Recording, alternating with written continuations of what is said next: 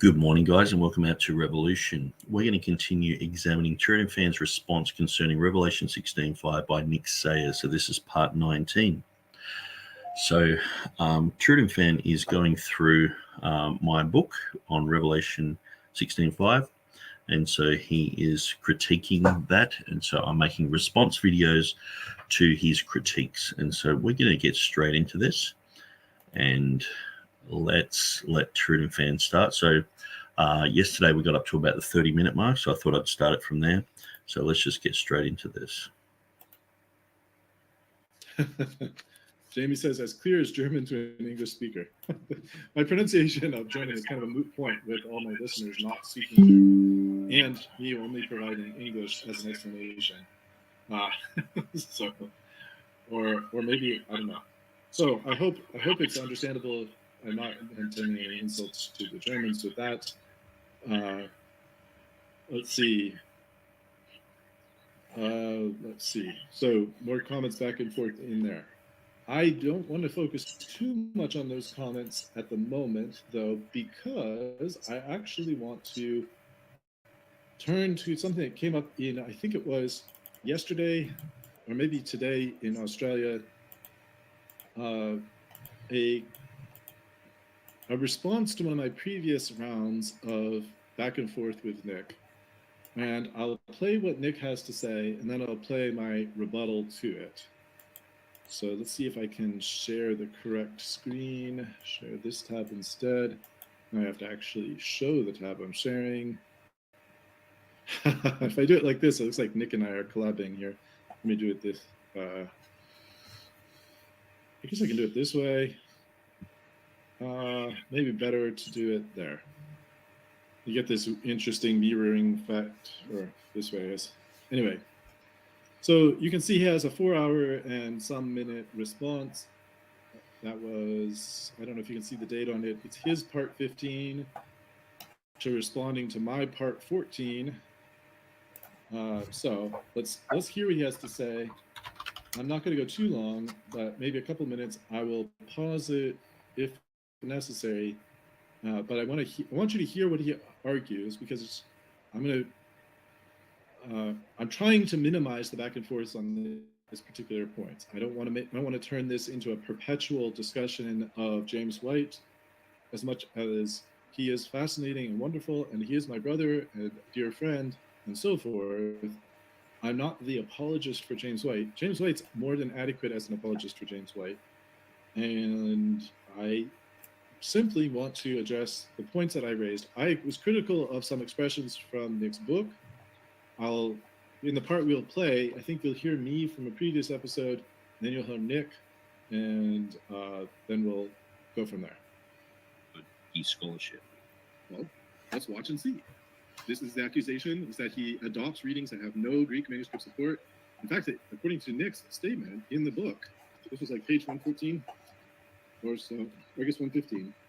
He says, very obscure readings with little or no evidence, including what he himself would consider conjectural emendation. That's not true. So this is an important point to me. The fact that that's not true is important to me. I don't know why Nick doesn't just say, yes, I went too far, and I should have said it more carefully, or I should have said that something else and not put it this way. I don't understand why Nick is doubling down on this point. Maybe Nick misremembers his previous exchange with Dr. White. I don't know. I have no idea why this is a difficult point.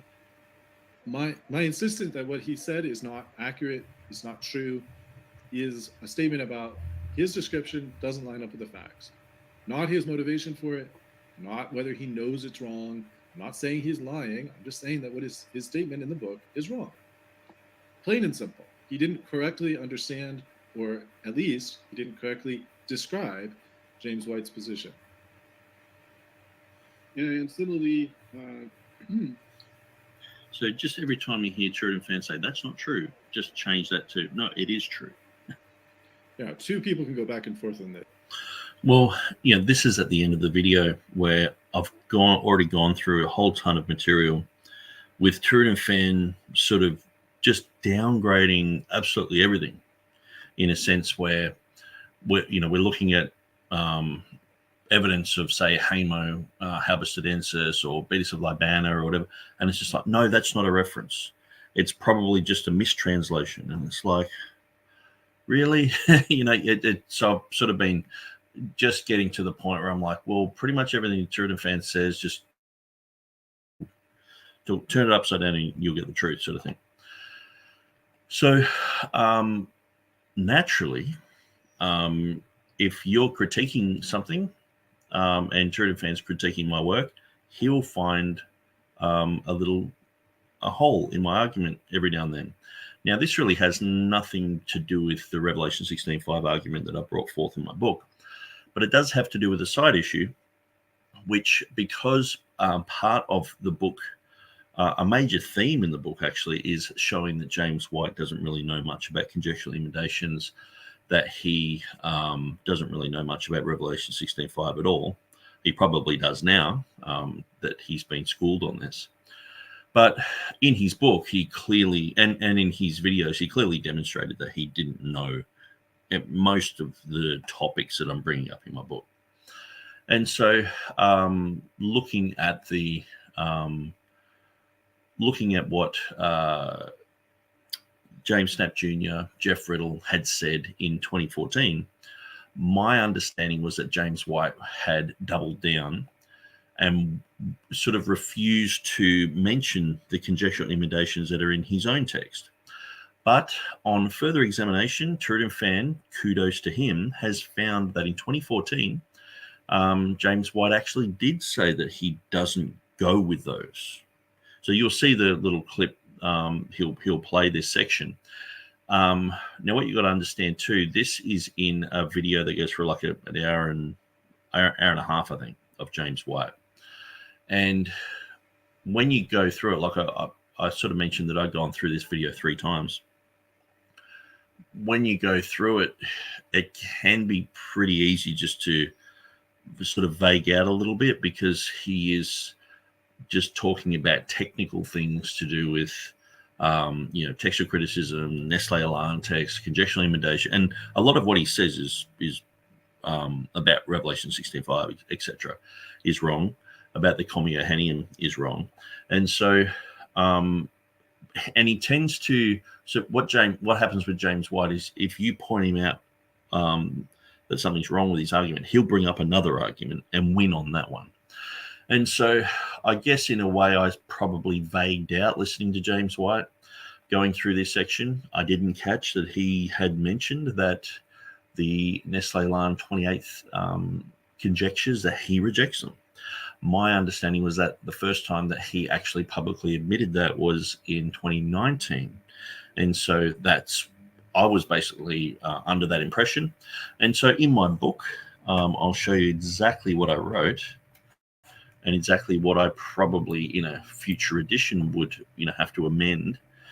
Where are we? Under the heading conjectural emanations. So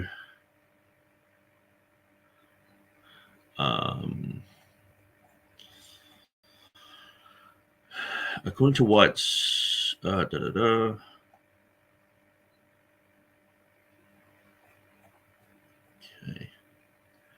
But the NA28 edition, so this is my book, has several conjectural emendations that don't seem to worry James White, who howls at those defending the reading as shall be.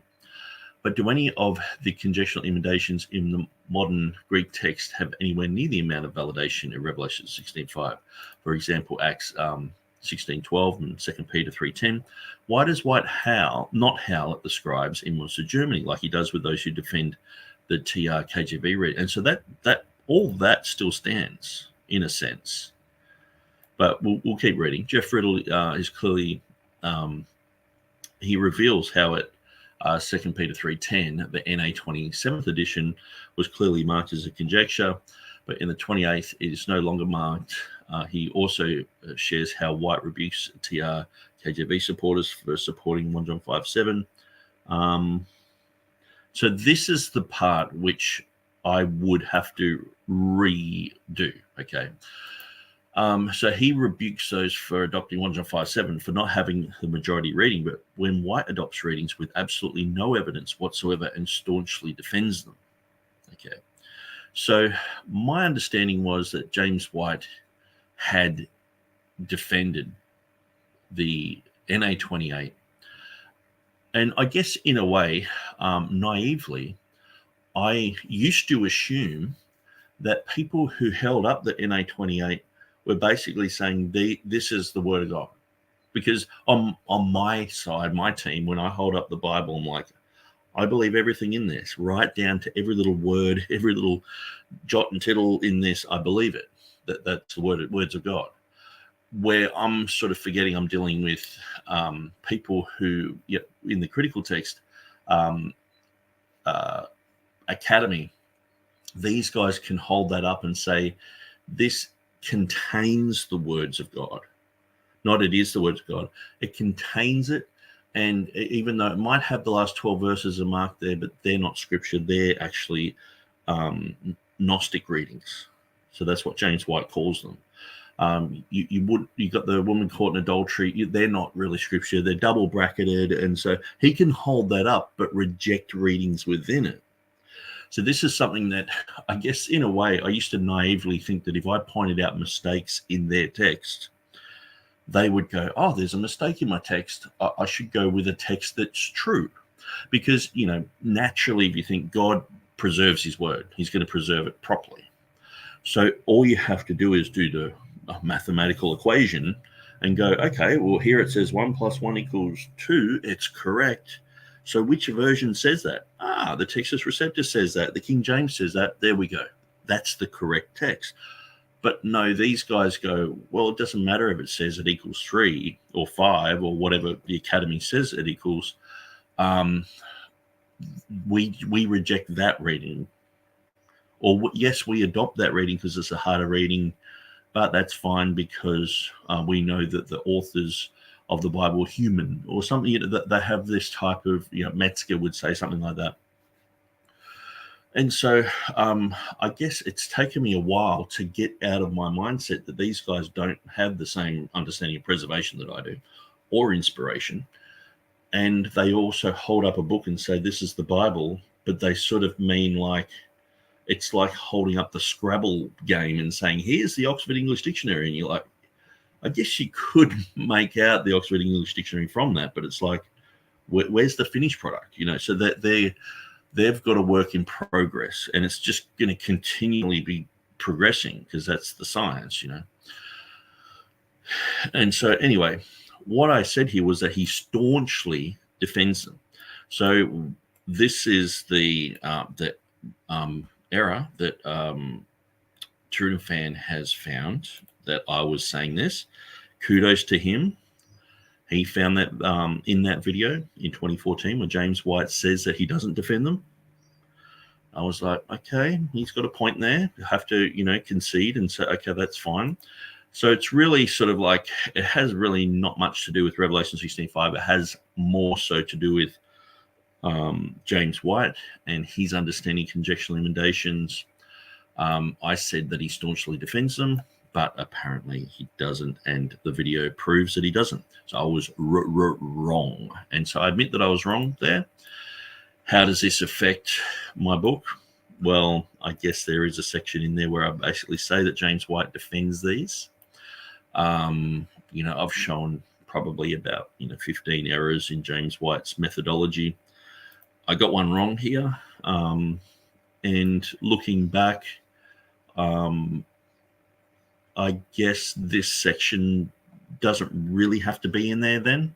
I felt it was important to put it in there because at the time, my understanding was James White was defending the NA28 as the whole entire book. But since he's debated Jeff Riddle and Jeff Riddle seems to be a bit more on the ball when it comes to the methodologies of James White, I guess because they're both reformed, they understand the foundational issues involved with their bibliology because they're both sort of from the same cloth. So I've sort of come from the sideline and gone, oh, well, James White, he says he believes in preservation, says he believes in inspiration. So he's like, well, that's the text. But now I guess I'm coming up to speed, and it's like, well, no, that they can have a text, which is, but they've got errors in that text. So it's like having a meat pie and saying this is the best pie in the world, and it's got a cockroach in it, it's got flies in it, it's got maggots in it, and it's like, see, this is the best. And you're like, what about the cockroach and the flies and the maggots? And they're like, well, I reject those. Where so naturally you would think if someone's holding up a pie, they're saying that it's the best. It's like, well, you're going to eat it. And they're sort of like, well, no, we have to get rid of these other things too. There's still a lot of work to be done on this pie, and it's like, the pie that I'm holding up, I'm like, you can eat it now and taste it. You can go home with it, sort of thing. So anyway, that's this line here I would have to change. And so at the end of the day, does it have anything to do with the Revelation 16:5 concepts that I brought up in this book? No. Does it mean that I have misheard or misread the position of James White? Yes, it does. And kudos to TurretinFan for knowing James White's tenacity position, and that he wouldn't have accepted it because he kept pressing and pressing until he found that evidence, which I guess shows that TurretinFan does know the position of James White and does know that tenacity position, because I guess it's like saying, someone who's got a certain principle, just say they're a pacifist, okay? And then someone's coming along saying, no, they were advocating for this type of war. You would go, no. And you would just keep at it until you found that evidence that they weren't supporting that war, So kudos to TurretinFan for doing that. I thought that James White, by supporting the NA28, was supporting every reading. Apparently not. And I thought in 2019, that was the first time that he mentioned that his text has these conjectures that he rejects. But apparently in 2014, well, not apparently, but definitely in 2014, he does say that. So with that context, I'm just going to go through the rest of this video. It's probably going to be a pretty boring video because it just sort of rehashes pretty much everything that I've just said. But I was tempted to sort of just skip over this, but I thought, well, you have to eat humble pie every now and then. And I mean, I'd hate to say it, but, TurretinFan is correct here. But as far as, going through a lot of this evidence where we're looking at, Beatus of Libana, and I've listened to the latest one on the Ethiopic and all the rest of it. I guess in a way, I'll probably go through this and find error. You know what I mean? Like, I'll probably go through my book and go, oh, hang on, no, I should have said that differently. You know what I mean? So apart from a few typos here and there, and this little thing about James White, just basically I said, doubled down on it, saying that for 5 years he didn't really mention these conjectural imitations in his own text. Apart from that, I think that there is an overreaction to the evidence and an over-defensive attitude towards the evidence. And specifically, since I did mention this, where it says it must be acknowledged that some of the quotations allude directly to Revelation 16:5, others to I am and Jehovah, and some to both. Due to the related nature of these instances, all are considered significant in this examination. And so I'm basically saying that sometimes they're going to be, say the Ethiopic, it's at Revelation 16:5, so it's relative to Revelation 16:5. Same as Beatus of Libana, same as Hamo. But there are other places where it's exactly the same as Revelation 16:5, but it's not in that context. And so you can't tell whether it's talking about I am, Jehovah, or Revelation 16:5, or everything all together. So that's where I've just put the information there. TurretinFan seems to be going through the book saying, why has he got this information there? And it's not until like the second last one that he's realized, I've pointed this out, that he's sort of gone, oh, okay, I should have really been putting them into these type of categories. And like I said, well, maybe I should have put this in bigger writing. Maybe I should have put it in the main text, but it is there. And so when I'm going through, P47, I'm talking about, the Chi there, and he's like, well, that's unimportant. But when you look at other text critics, they do separate it into these type of categories and say that it is important. And so having a conjunction there that leads nowhere, that can be an issue. And the thing is too, this is here just for the readers to go, okay, let's go through this. How is this relative? Let's think about it. Let's look this up. Let's do our own study. Now, I've gone through it and gone, okay, well, this is what I think about it. It doesn't mean I'm an expert on Basil of Caesarea. I've just gone, okay, well, oftentimes I'm sent this material by other believers, specifically from a guy from the Library of Congress. He was sending me this information. And it's like, well, this has the future form in it. This has, this would be relative to perhaps I am or Jehovah. And like I'll say, the concept of Jehovah and I am and the relative triadic declaration is unmistakably revealed here. Do I say Revelation 16:5? So this is the thing. TurretinFan's been going through saying, where's Revelation 16:5 here?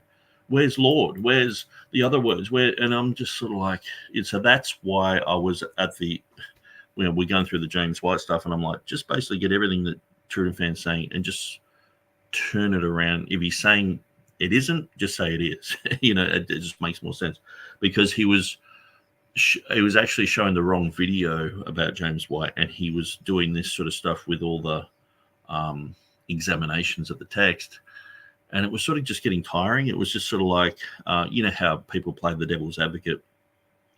You say, look, I'm gonna mow my lawn this way.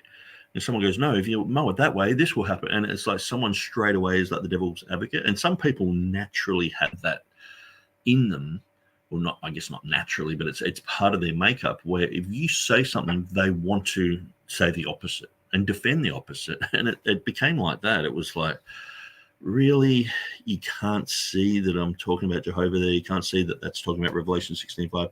You can't admit that that's a future form. You have to say it's a mistranslation. I'm just sort of like, so that's why I was just tired of it. I mean, you look, this is my 19th response video to this. And so, but at the end of the day, this video is about the James White issue. So let's continue on with that. This is kind of, at this point, this is a little bit below the usual level of response. So, but let Nick explain why he thinks that you can just say the opposite.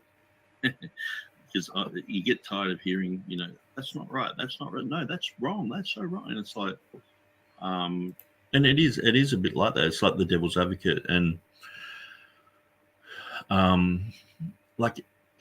say there is information against the Textus Receptus, and you just go, yeah, well, that's true. If there's tons of manuscripts in Greek that don't have the Commuhanium there, just go, yeah, admit that. But some people will go, okay, let's prove that, let's show this, let's show that, and it's like, well, you don't really have to prove anything to me. I've already admitted it.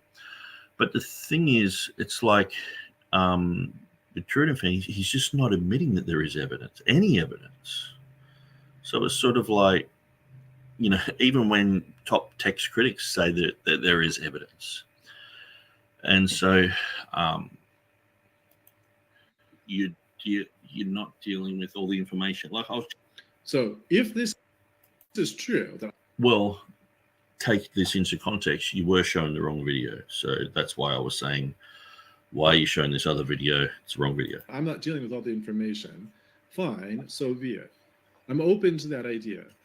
Maybe maybe I missed something, and I actually left open my last response for that purpose. I said, if I've missed something, let me know the other thing. Now, he's kind of come back and said there is something I'm missing, so let's hear what he has to say about that. Just show you how easy this information is placed out. So,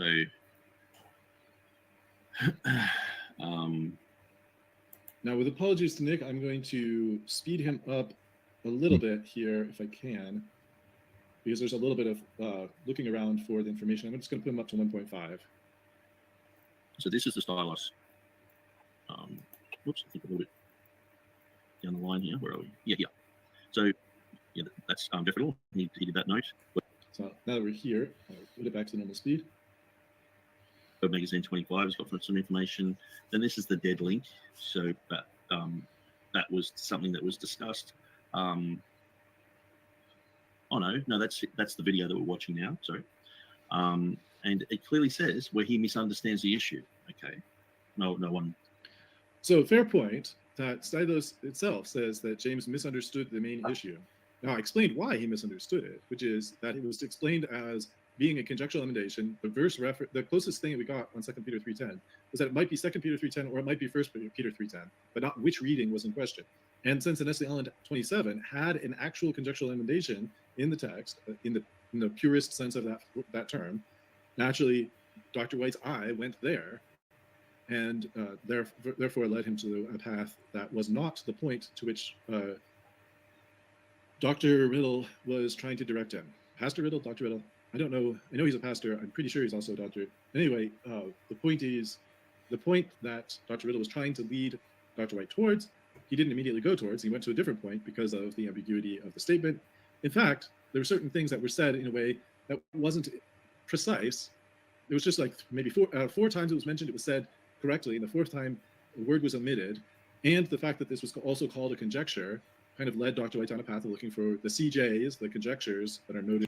I don't think anyone's saying, well, James White, he, Jeff Riddle's mentioned this thing and he's gone scrambling for it and couldn't find it. The issue is that James White says he's like the guru of conjectural emendations, and Jeff Riddle was pointing out these conjectures, and he didn't know that they were in the text. So this is one of the things. And so why does Jeff Riddle know this, who's just a pastor? James White's the internet apologist. He's the one with the book on the King James only controversy. He's the one debating Bart Ehrman, and he's the one who's the go-to guru for all text critical issues. And why doesn't he know about this? So that was the only thing brought up, not the fact that he scrambled around or that Jeff Riddle was just doing his thing. James White happened to grab that information, but I think there was also a Twitter exchange or something like that. But anyway, at the end of the day, James White didn't know until Jeff Riddle showed him, and he probably wouldn't have known for quite a while unless it was revealed to him by Jeff Riddle, by someone. Maybe it would have been another couple of years. James White wouldn't have thought there was conjectures there. In SLM 27, and that's not. And the main point is here too, that it's like, okay, forget everything that's happened with James White, me, Jeff Riddle. There are conjectures here. Okay, James White has said that Theodore Beza created this out of his own mind, and this shows a massive flaw in the Textus Receptus and in the King James and all this sort of stuff. And anyone who follows this conjecture is, greatly deceived, and all the rest of it. But he doesn't say the same about the people in Munster. He's just like, well, I personally reject them, and that's it. Why isn't he saying the people in Munster really need to get their act together? Why are they inserting these things that are not in Scripture? And why are people who support this reading support it? Why isn't he saying that they're deceived like he's saying we're deceived? Why isn't he saying that they're desperate and they're following readings created out of the mind of people in Munster, and they're greatly deceived, and they're supposed to be people of truth? So this is the main thing, is showing the inconsistency of James White. So regardless of what date he said it, got that wrong, it's like, okay, well, but at the end of the day, the whole premise of why I've basically put this in my book is to show that James White, if this is a TR person, defending Revelation 16:5, you're greatly deceived. He's called me a great deceiver, told people to stay away from me. I'm dangerous. I'm like a stalker. He was like, oh, this guy's following me around on the internet. He's blocked me from Twitter. He's done all this sort of stuff, right? And at the end of the day,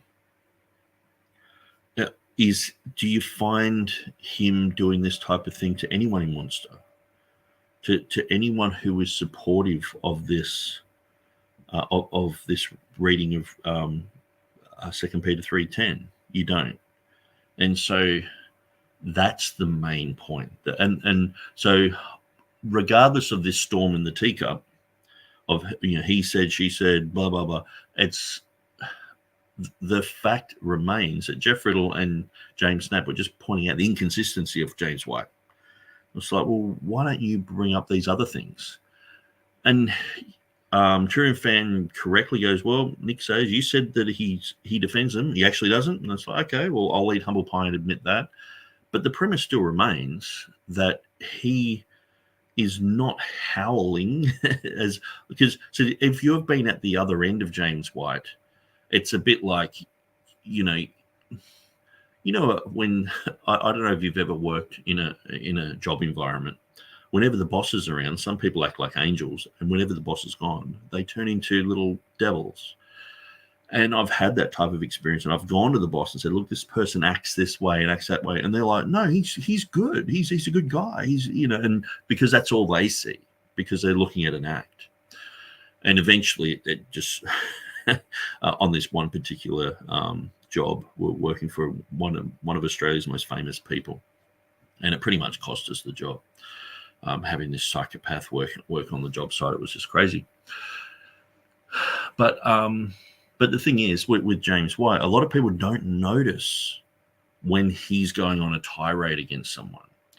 And so, you've said something on the internet, or you made a video, and James White grabs that, and he is, focusing in on it and saying, you're a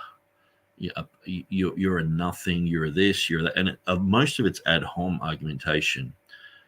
But when you read exactly what he said, and you take it to the logical conclusion, he's basically said that I'm not saved. How could anyone be saved with the horrible character that I have that James White brought out? He didn't even know anything about me, but he'd already made these type of conclusions. He said I was a Ruckmanite. He said I was greatly deceived. He said I follow a tradition.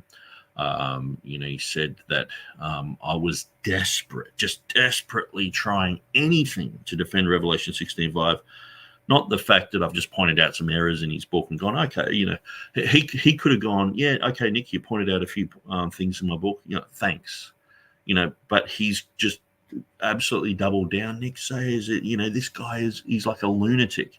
And then he's used parallels about psychos that he's known, and then mention me to be the parallel. You know what I mean? Like I once knew this guy who was collecting all the Latin quotations of the Comia Gentium, and he was just constantly in libraries and collecting these things, a real nutty sort of guy. And it's like, and then he mentions me. And so he's trying to make a parallel that I'm like that.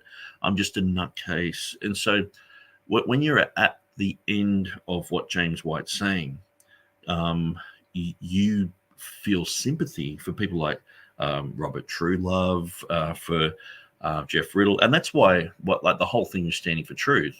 That's why I just bailed from these guys, because I was like, oh, these guys are Andersonites. Why didn't I see this before? And I was like, I'm out. Because I don't want people to experience that type of toxicity.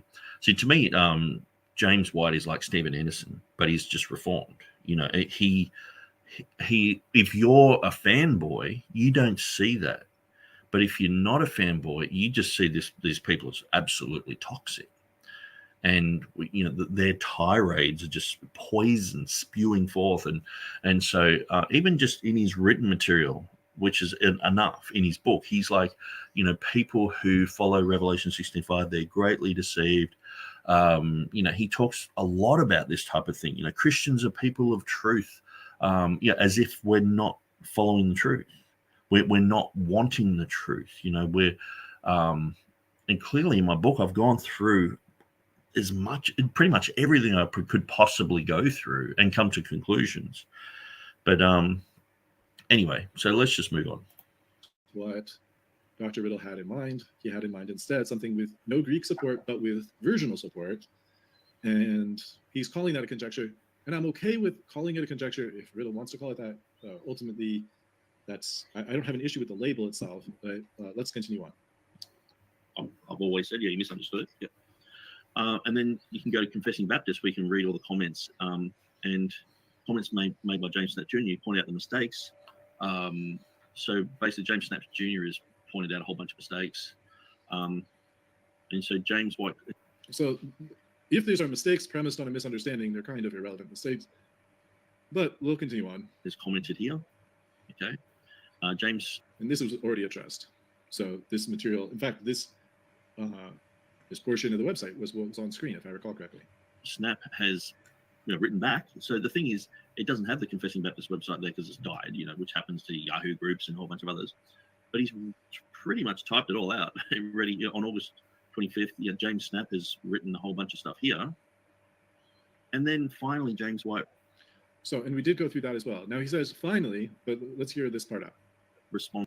So what I'm actually doing here, because TurretinFan was responding to the first video, where I was like, well, it's actually the final video that you got to be looking at, because all of this that's not really the main point. The main point is what he says in his final video.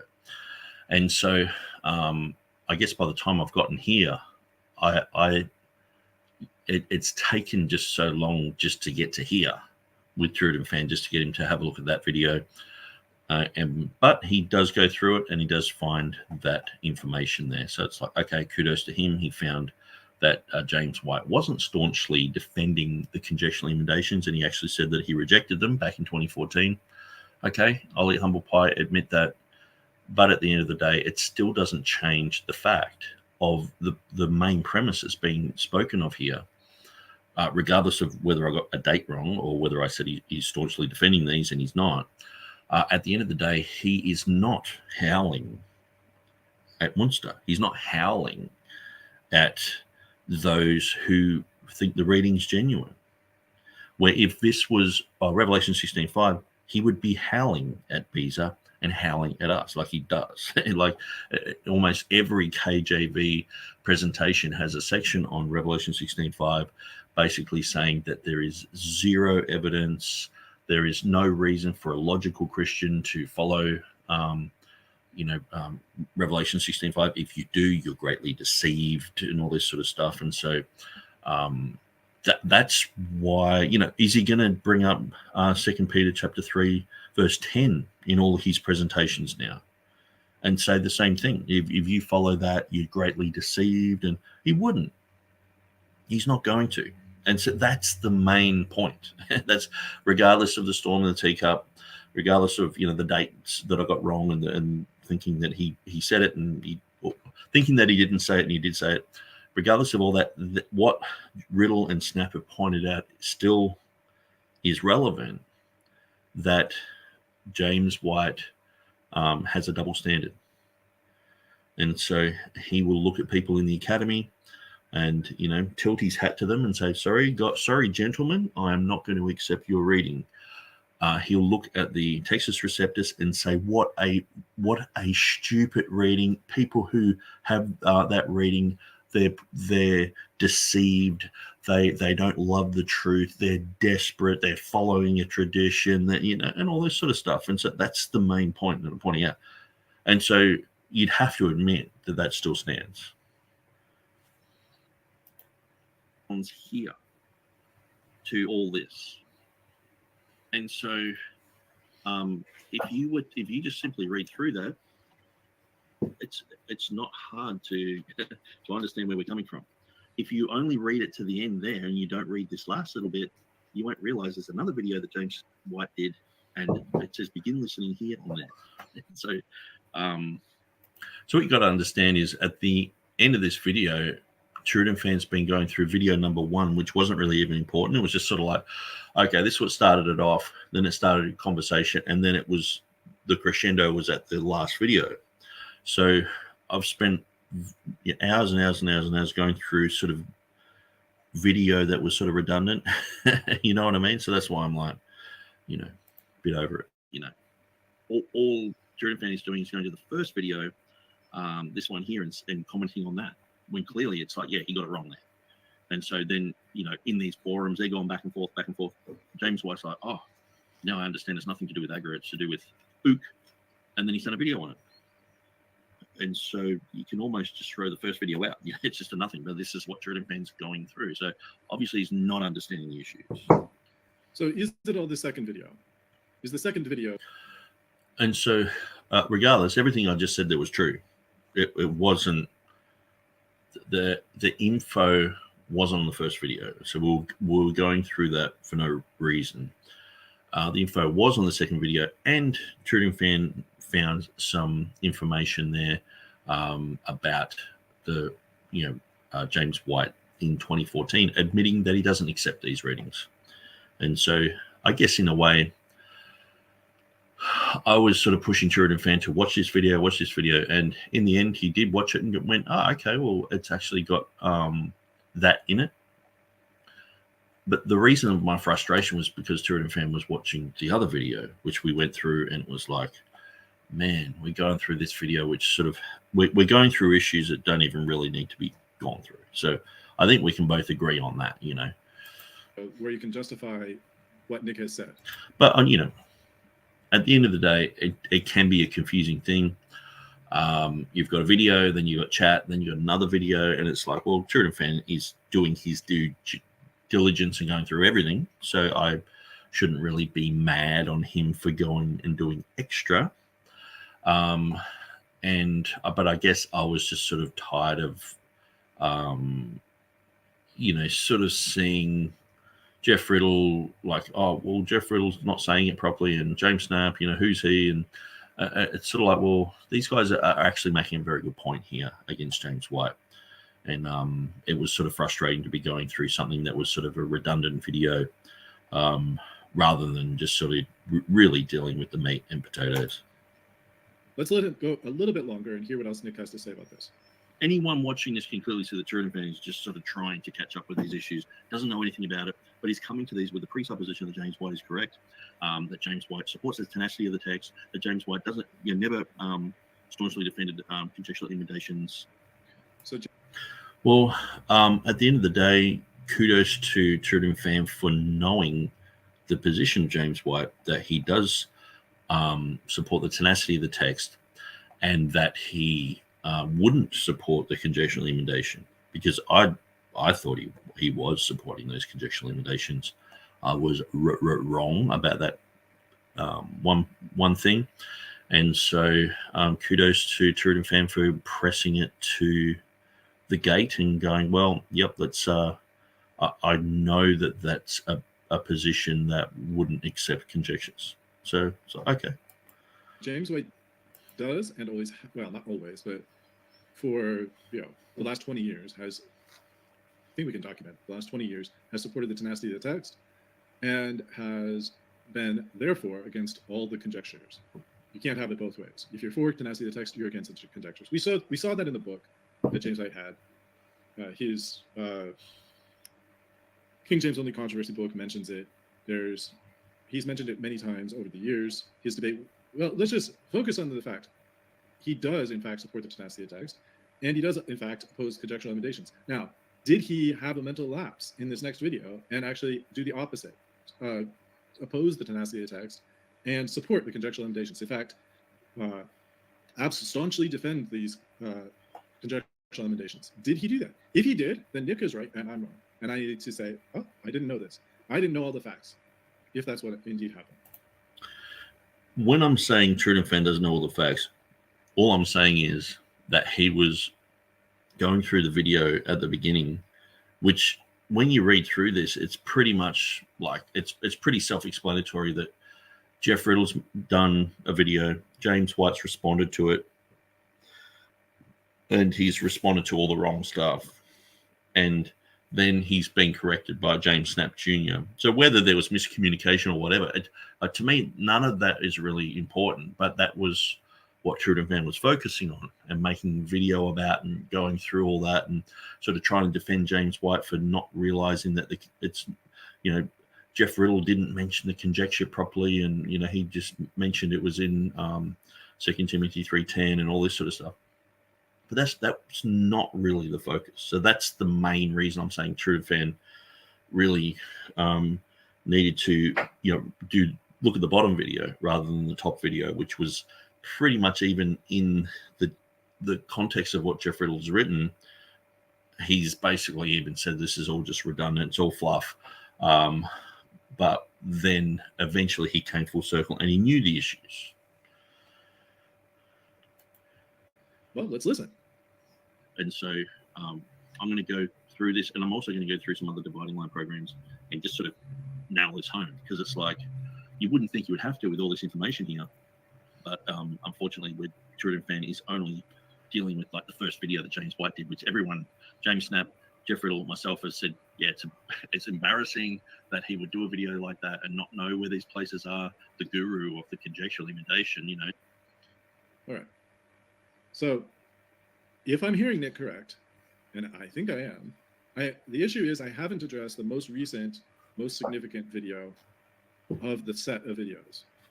So I addressed the one that he did over the weekend of, let's see, August 25th, 2014 is the video I did. That was his screen flow video.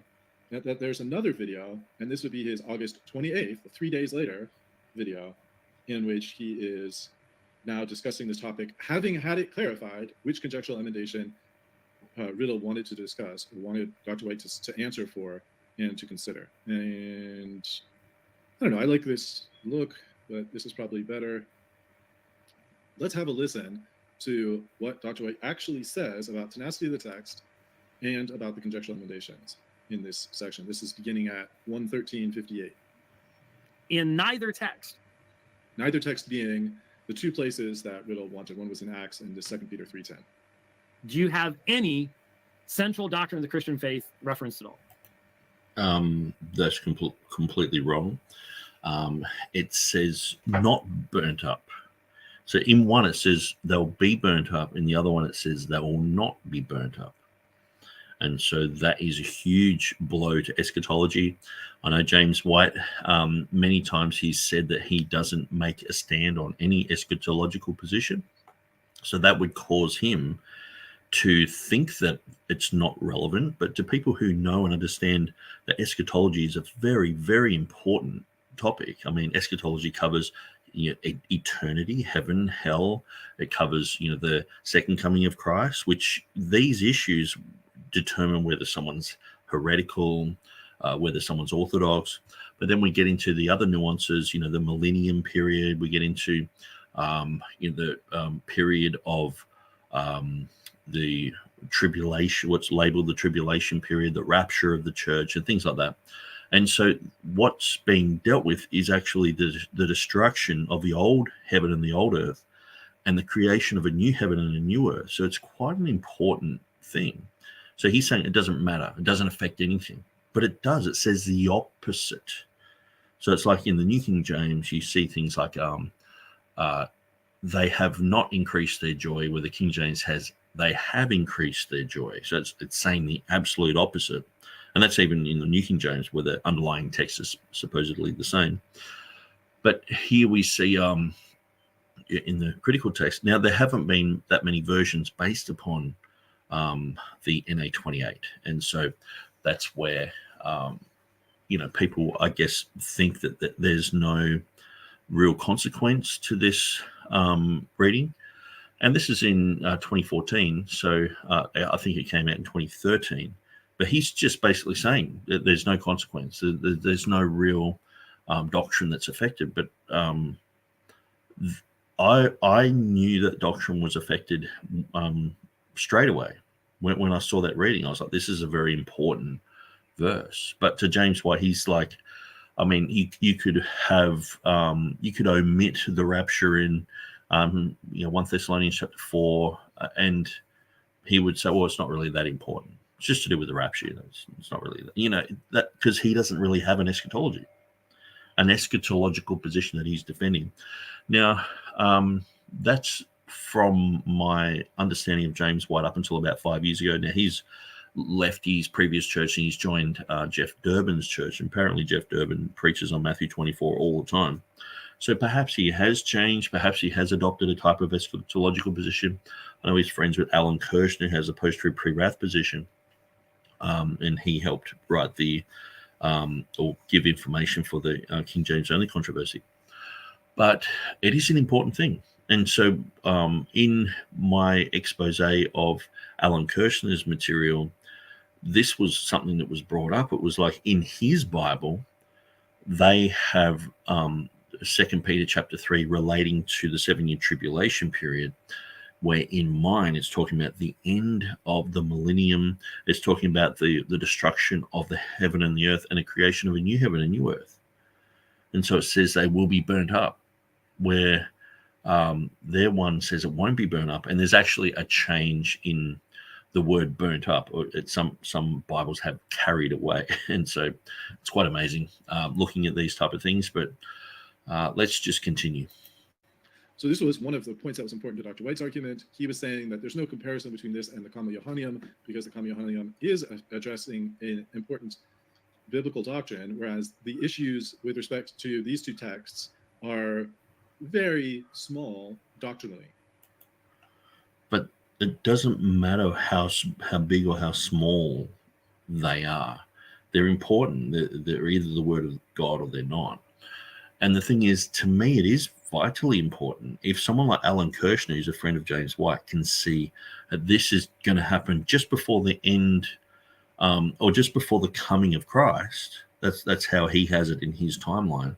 And I'm like, no, this clearly in the context and clearly according to the Textus Receptus, this is happening at the end of the millennium. There's a huge difference there. There's 1,000-year difference just in that one change. And so that could completely distort and destroy someone's eschatological timeline. Of course, it's important to get the word of God right. Yes. But that's not the point. The point is that in terms of the doctrines that are addressed, these are not the central doctrines of the faith. One of them is about whether this particular city is the chief city or whether it's a leading city. And the other one is about whether or not this particle ook is present or not, a difference which might not even be a translated difference.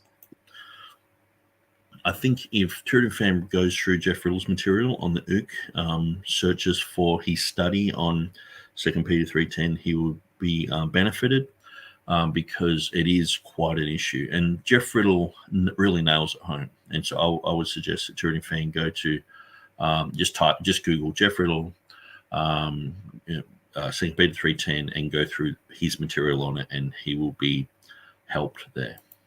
Even whether or not it's original or not. Excuse me. And I'm not even sure of Jeff Riddle's eschatological position at all. I don't think he's got the same eschatology as me, but he sees it as vitally important. And I do as well. And so that's the thing. It's, the Acts chapter 16, verse 12, it's like, okay, it's a chief city, it's a principal city. It doesn't seem like it's that much importance. I mean, sometimes it can look unimportant, but it can be vitally important because it can cause a contradiction, which atheists will just point out, or Bart Ehrman will just point out, and then you're like, oh, okay, well, I'm stuck with, trying to defend a reading that's indefensible. But definitely 2 Peter 3:10 is an issue of doctrine. It's an issue of eschatological significance. In English, it might not be translated differently, although apparently it does imply a different Sahidic translation. So anyway, back to Dr. White. And these are the most difficult ones that we have. So he says these are the most difficult ones we have, the most difficult challenges to Dr. White's view of tenacity of the text. That's what when he says that they're difficult, that's what he's referring to. But let him clarify himself. He speaks better for himself than I do. The strongest arguments could be made. These are the two texts. The strongest arguments could be made against tenacity, and ook and a sigma. And that's one of the reasons I did this, partially to respond to those who were saying, oh, so you were wrong about that. No, I was talking about CJ. I was talking about conjectures. You're saying, oh, well, but this is a conjecture because ook is not found in Greek manuscript. It's represented in translations. That's why it wasn't identified as a CJ. And in neither place would I support the insertion of anything that's not found in Greek manuscript. In neither place would I support anything that's not found in Greek manuscript. How much more clear could it be for you? Well, that's where I'm like, okay, good point.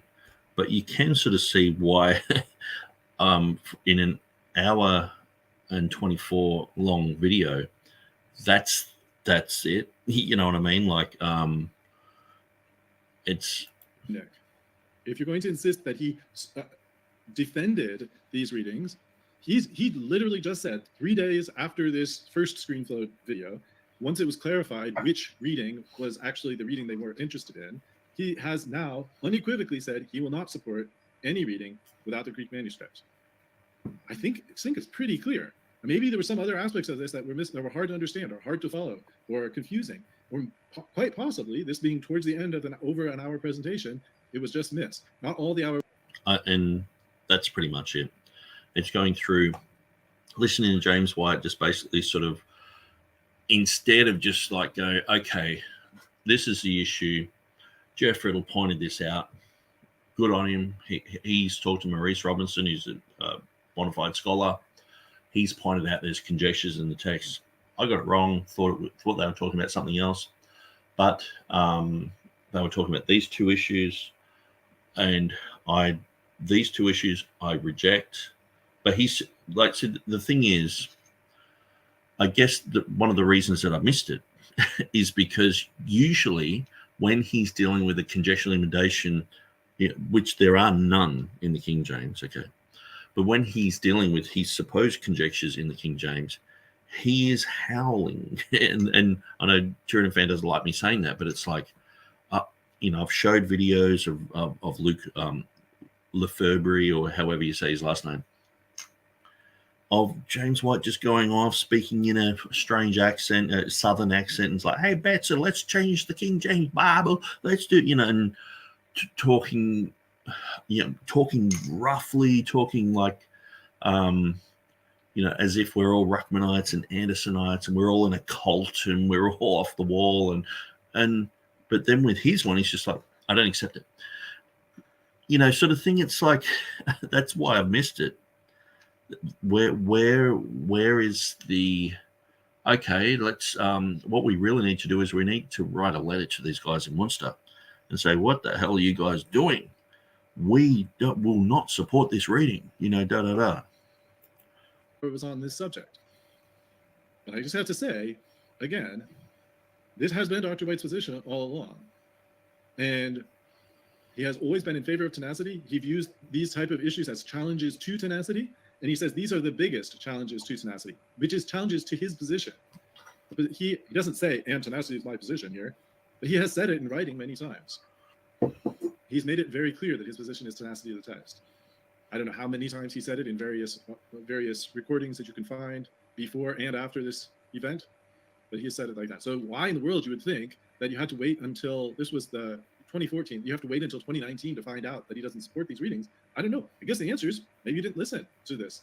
You didn't listen to the whole thing. You listened to part of it. You listened to him explaining it, or you just saw that he didn't, he said that he wasn't wrong or something like this. And you took that as he wasn't wrong about the Nesnell in 28, or I don't know. It's hard to say how you can misunderstand this. I'll back it up. I'll play it again so you can hear it one more time. I found a Greek manuscript. It's represented in translations. That's why it wasn't identified as a CJ. And in neither place would I support the insertion of anything that's not found in the Greek manuscript. It doesn't look like Comfort did, and Metzger didn't seemingly on the Acts 3 reference either. So notice, not only does he appeal to his own, not only states his own position, but he also points out that Comfort doesn't accept this, and that at least in one of the cases, Metzger didn't accept it either. Now, maybe Metzger did accept it in the other case, in which case Metzger's wrong. And we're okay with saying that. So I wanted to clarify all of that, because there's been a lot of, I think, misunderstanding of what we're actually talking about here. If only people had listened more carefully at that time. Apparently, the whole DR movement was in confusion from then until 2019 when it came as a... Well, you got to look at it from our perspective. Revelation 16:5, you've got the marching band downtown with drums and, you bunch of idiots, fools, deceived, not Christians, losers, morons, and every King James only anti-King James, your bibliology presentation by James White is Revelation 16:5. Every debate, Revelation 16:5. You have to be an idiot. You have to be an idiot. And then he's just sort of like, yeah, well, I don't accept them, and neither does Bruce Metzger. And it's sort of like, where's his marching? That's the whole point of what Jeff Riddle and James Snap Jr. were talking about. Where's the howling? where's the marching band? Where's he even being highly critical of, and saying that these people created this reading in their own mind, sort of thing? That he would say, Stephen Boyce would repeat this same stuff. Theodore Beza just created it in his own mind, and it's like, and Stephen Boyce debated me on this. So he would, and he said he read through my book. I'm not sure how much of it he read, but he would know there are places, regardless of whether you want to reject the whole nomen sacra thing, there are places where it very clearly it talks about, the Ethiopic and Beatus of Libana, Homo Halberstadensis. You can't get around that. And Hoskia was saying these are readings that have the future form. And so, at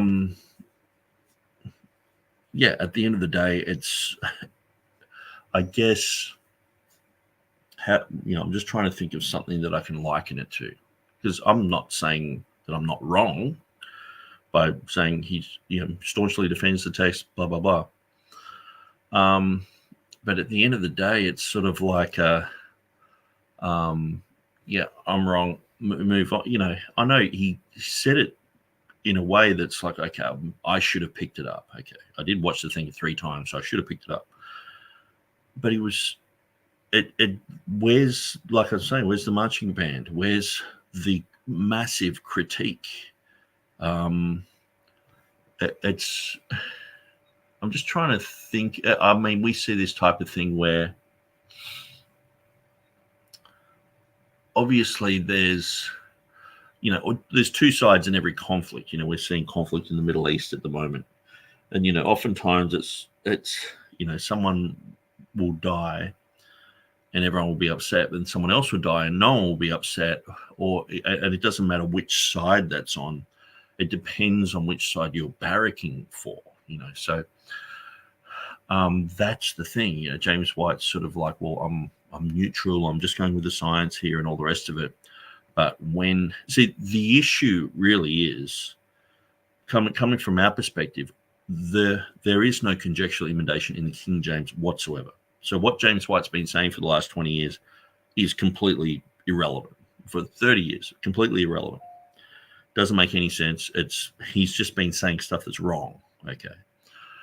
And then pointed out, hey, you got conjectures in your text.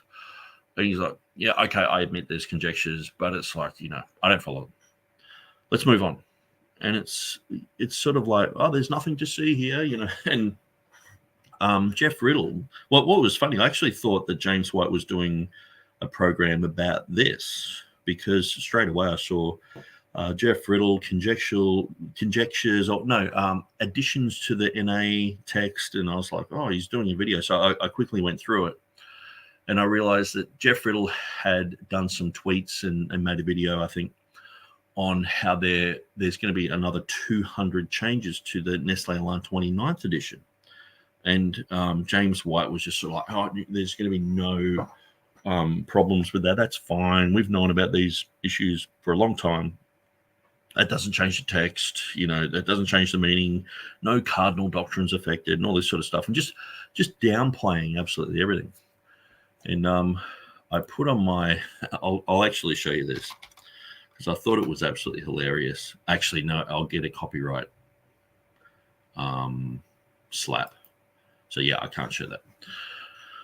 The Helg says, all the dishonesty of James White not admitting he was wrong, toxic behavior, etc., is something that TurretinFan hasn't touched with a 10-foot pole.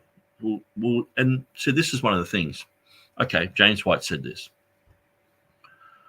But, this is one of the things that, when I'm talking to people who defend Stephen Anderson, they think he's like an angel. They think he's a guru, and I can't understand how they can't see how toxic he is, and how like belittling he is, and how disgusting he is, and all the rest of it. But see, the thing is, I look at James White as exactly the same.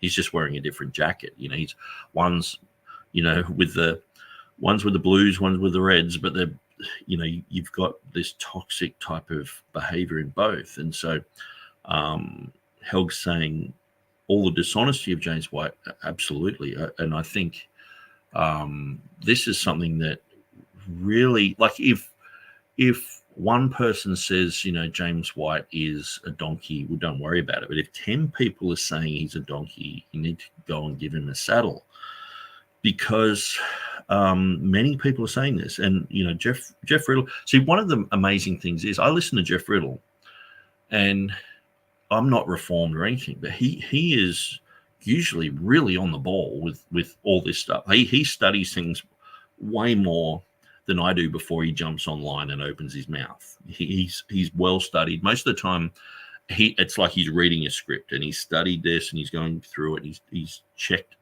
fact checked everything. Where I just jump online, turn it on, and just see what comes out of my mouth. Which is probably not good. But James White has demonized this guy to the point where I hear other critical text people talk about him like he's just a scab. And I saw Stephen Boyce doing this in the debate that they had. You could just see this sort of, I'm looking down on you. And he was saying that the conference that him and Robert Truelove were having was dangerous to Christianity. And I'm like, where are they getting this from? It's from James White. I mean, 100 years before, that would have been seen as just a normal conference, but now it's dangerous, and this type of rhetoric comes from James White. And when you follow, and I guess it takes a long time to get up to speed with all this, but I've followed, most of the interactions with James White and Jeff Riddle, because that's usually when he brings up TR issues. And most of the time, James White is just completely belittling of this guy, and critical text people actually believe it. See, what is not being understood here? It's a bit like if you're going through town and you were saying to everyone, "Hey, that guy who is cutting hair in that barbershop, I think he's a pedophile." I think he's a pedophile. And you just kept saying to people that, "Oh, this guy's a pedophile." And he starts losing customers. He can't figure out why no one's going to get their hair cut. Eventually he goes broke, and he's like, oh, well, And what you see happening with people like Robert Truelove and Jeff Riddle is they are so demonized by James White that people in the critical text side actually think that these guys are sort of like evil and like Andersonites and like Ruckmanites. It's like, and I guess inadvertently, I've had that as well, where people are like, what James White said this about him, and even to the point where I've sort of even just reading between the lines of what Jeff Riddle was saying about some of the things that I'd said, he was believing what James White was saying about me, and I was like, dude, don't believe a word that's coming out of his mouth. It's all made up. He knows nothing about me. Nothing. He doesn't know any of my credentials. I don't talk about a lot of things that I know and don't know. I sort of limit my online. People who know me, that they know what I know, and but people who are just on the internet, that they're like, well, okay, and they've got their own perception of who I am and what I do and all the rest of it. But James had no clue and was coming to massive conclusions and definitive, like Nick says, is this, and it's like, how can you make that definitive understanding of who I am from this tiny crumb of information that's on the internet? And so I've seen that with Robert Truelove and Jeff Riddle. But usually these guys are defended because they're pastors and all the rest of it, and they've got congregations. But I did notice one time Jeff Riddle was saying something. I was like, he got that from James White, and it's quite amazing. So even TR people can be influenced against other TR people because of what critical text people are saying. So this is the power of slander, the power of lying about someone, which is what James White does. So that's why I've got no problem jumping online and saying James White's just a liar, because I've been firsthand. I used to get on there and look at him lying about people and go, wow, that's terrible. But then all of a sudden he's doing it to me. And I was like, actually, this is a good opportunity. I'll see how far he goes with this, because I know I'm not lying. I know I'm saying the truth. So I'll see how far he goes. And it just kept going and going and going to the point where, and I was sort of writing this down, like, okay, he said that I'm this, he said that I'm that. And it just built this massive picture that I was just some sort of monster. And it's a horrible thing to be at the end of. So yeah, James White, it's toxic behavior. And this is something that, critical text people just don't want to deal with. Just like the Andersonites, they don't want to deal with Stephen Anderson being absolutely disgustingly toxic. They don't want to deal with it. And so I see it as just a favoritism. They like the guy. He wrote a good book somewhere, or he's got a few good books, and so we like him and we defend everything he does. Where it's so much more healthy to go, yeah, I like him, I like his books, but yeah, he was toxic, he was this, he was, and just admitting and not making excuses for other people. I used to do that to pastors. But pastors would do crazy things and I would defend them. No longer. I no longer defend people just because they are in some sort of position or they have some sort of influence. That's why some people don't like me doing that, because they'll say, oh, who do you like in, eschatology, or who do you like in bibliology, or who do you like? And I'll say, well, I like this person, but I don't like this, and this about them. So then they know where I stand. So I will like D.A. Waite, but I don't defend Dean Burgon Society. I don't defend this, and this. And I let them know exactly where I stand with it and what I think are problems that they need to deal with. So, and sometimes it gets to the point where on every issue, if someone was to ask me, who would you follow for soteriology, or who would you follow for this and that? And I'm like, well, this person's good to listen to, but take into consideration this, and this. And I do that with pretty much everyone now. And so anyway. Big surprise that he doesn't support these. But we just heard him say it. It's a recording from August 28th, 2014, apparently. It's the same one that's linked to at Stylos. So I don't know, ultimately, I don't know what to do with that issue, except to say, unless there's some new additional information that Nick wants to bring up, I'm sticking to my guns on this and saying, no, Dr. White has never supported conjectural emendations, at least not since he wrote the King James Only Controversy, the first edition of it. Maybe in college sometime he did. I don't know. I don't know what he believed back then. That was a long time ago. But since he's been written the King James Only Controversy, from that time onward at least, he has always been against conjectural emendations. He's always held to the tenacity of the text. And he hasn't shifted that position. Certainly with respect to New Testament textual criticism. I don't know his position on Old Testament textual criticism, if he has the same tenacity of the text view. I think he doesn't. I'm not sure. I leave that to him. He might. I'm not sure. But in terms of the New Testament, he's been very clear. He has a tenacity of the text view, and that means he will not accept any reading as original for which there's no Greek manuscript. Simple as that. So I will, let's see, I'll go back through this. I see Doki Doki, thank you for your comment. Stream Machine, much appreciated. Patrick suggesting that Nick is some kind of a supervillain to my Sherlock Holmes. Much appreciated there. Paul reproving Patrick for the comment. Thanks for. So at the end of the day, TurretinFan's pointed out in my book a few typos, a few places where I could elaborate more, some places where I've got things in the footnotes where I could put them in the main text to make it a little bit clearer. And that's all fine. That's what, critiquing a book, you look at all that. So this would be the place where he's found something that's wrong.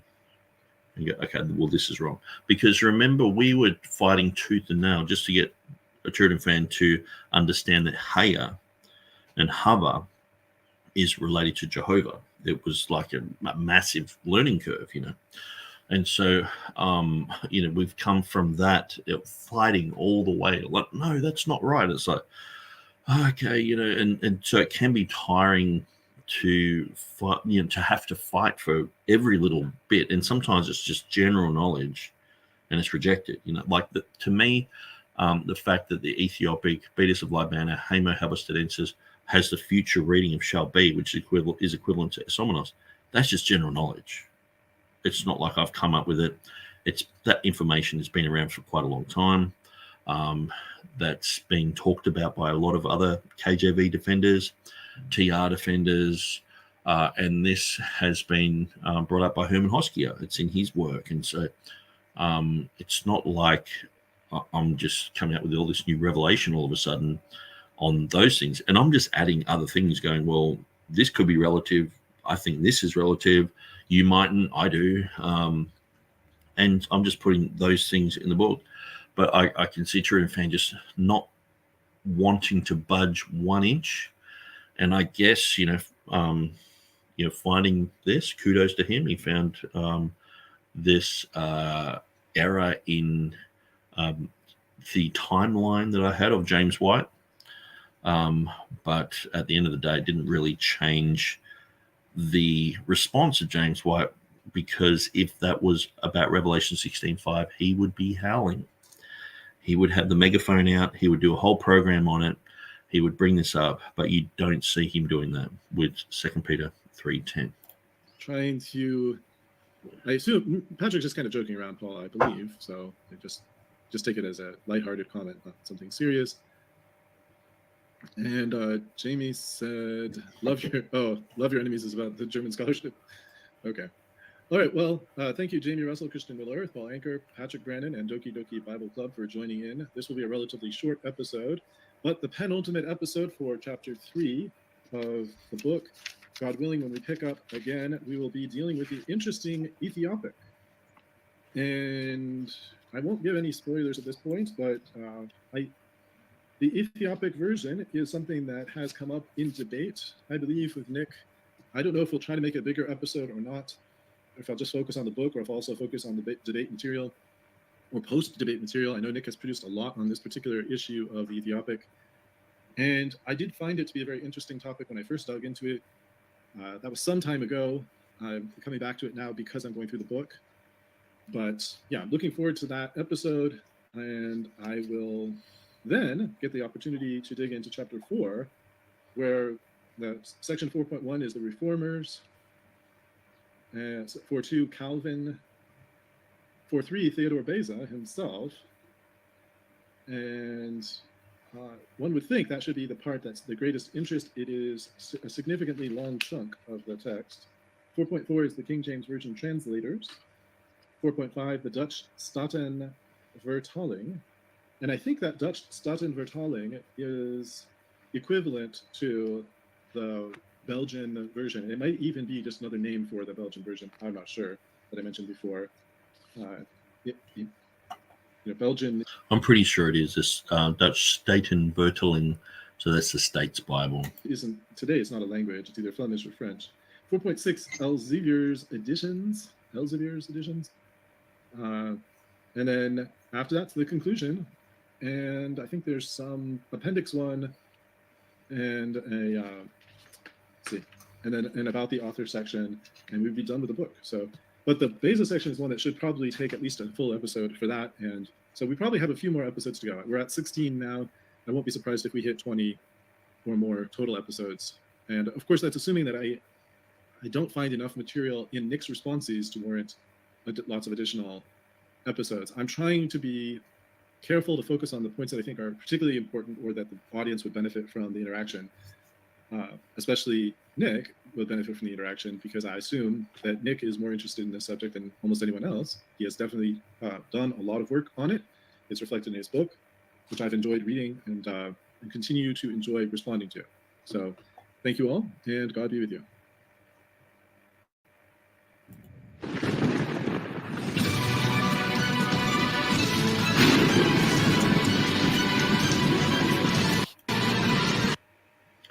Okay, so let's go to the next video on this. may as well. While we've got a bit of time. So this is part 17. Is that the one? Yes. So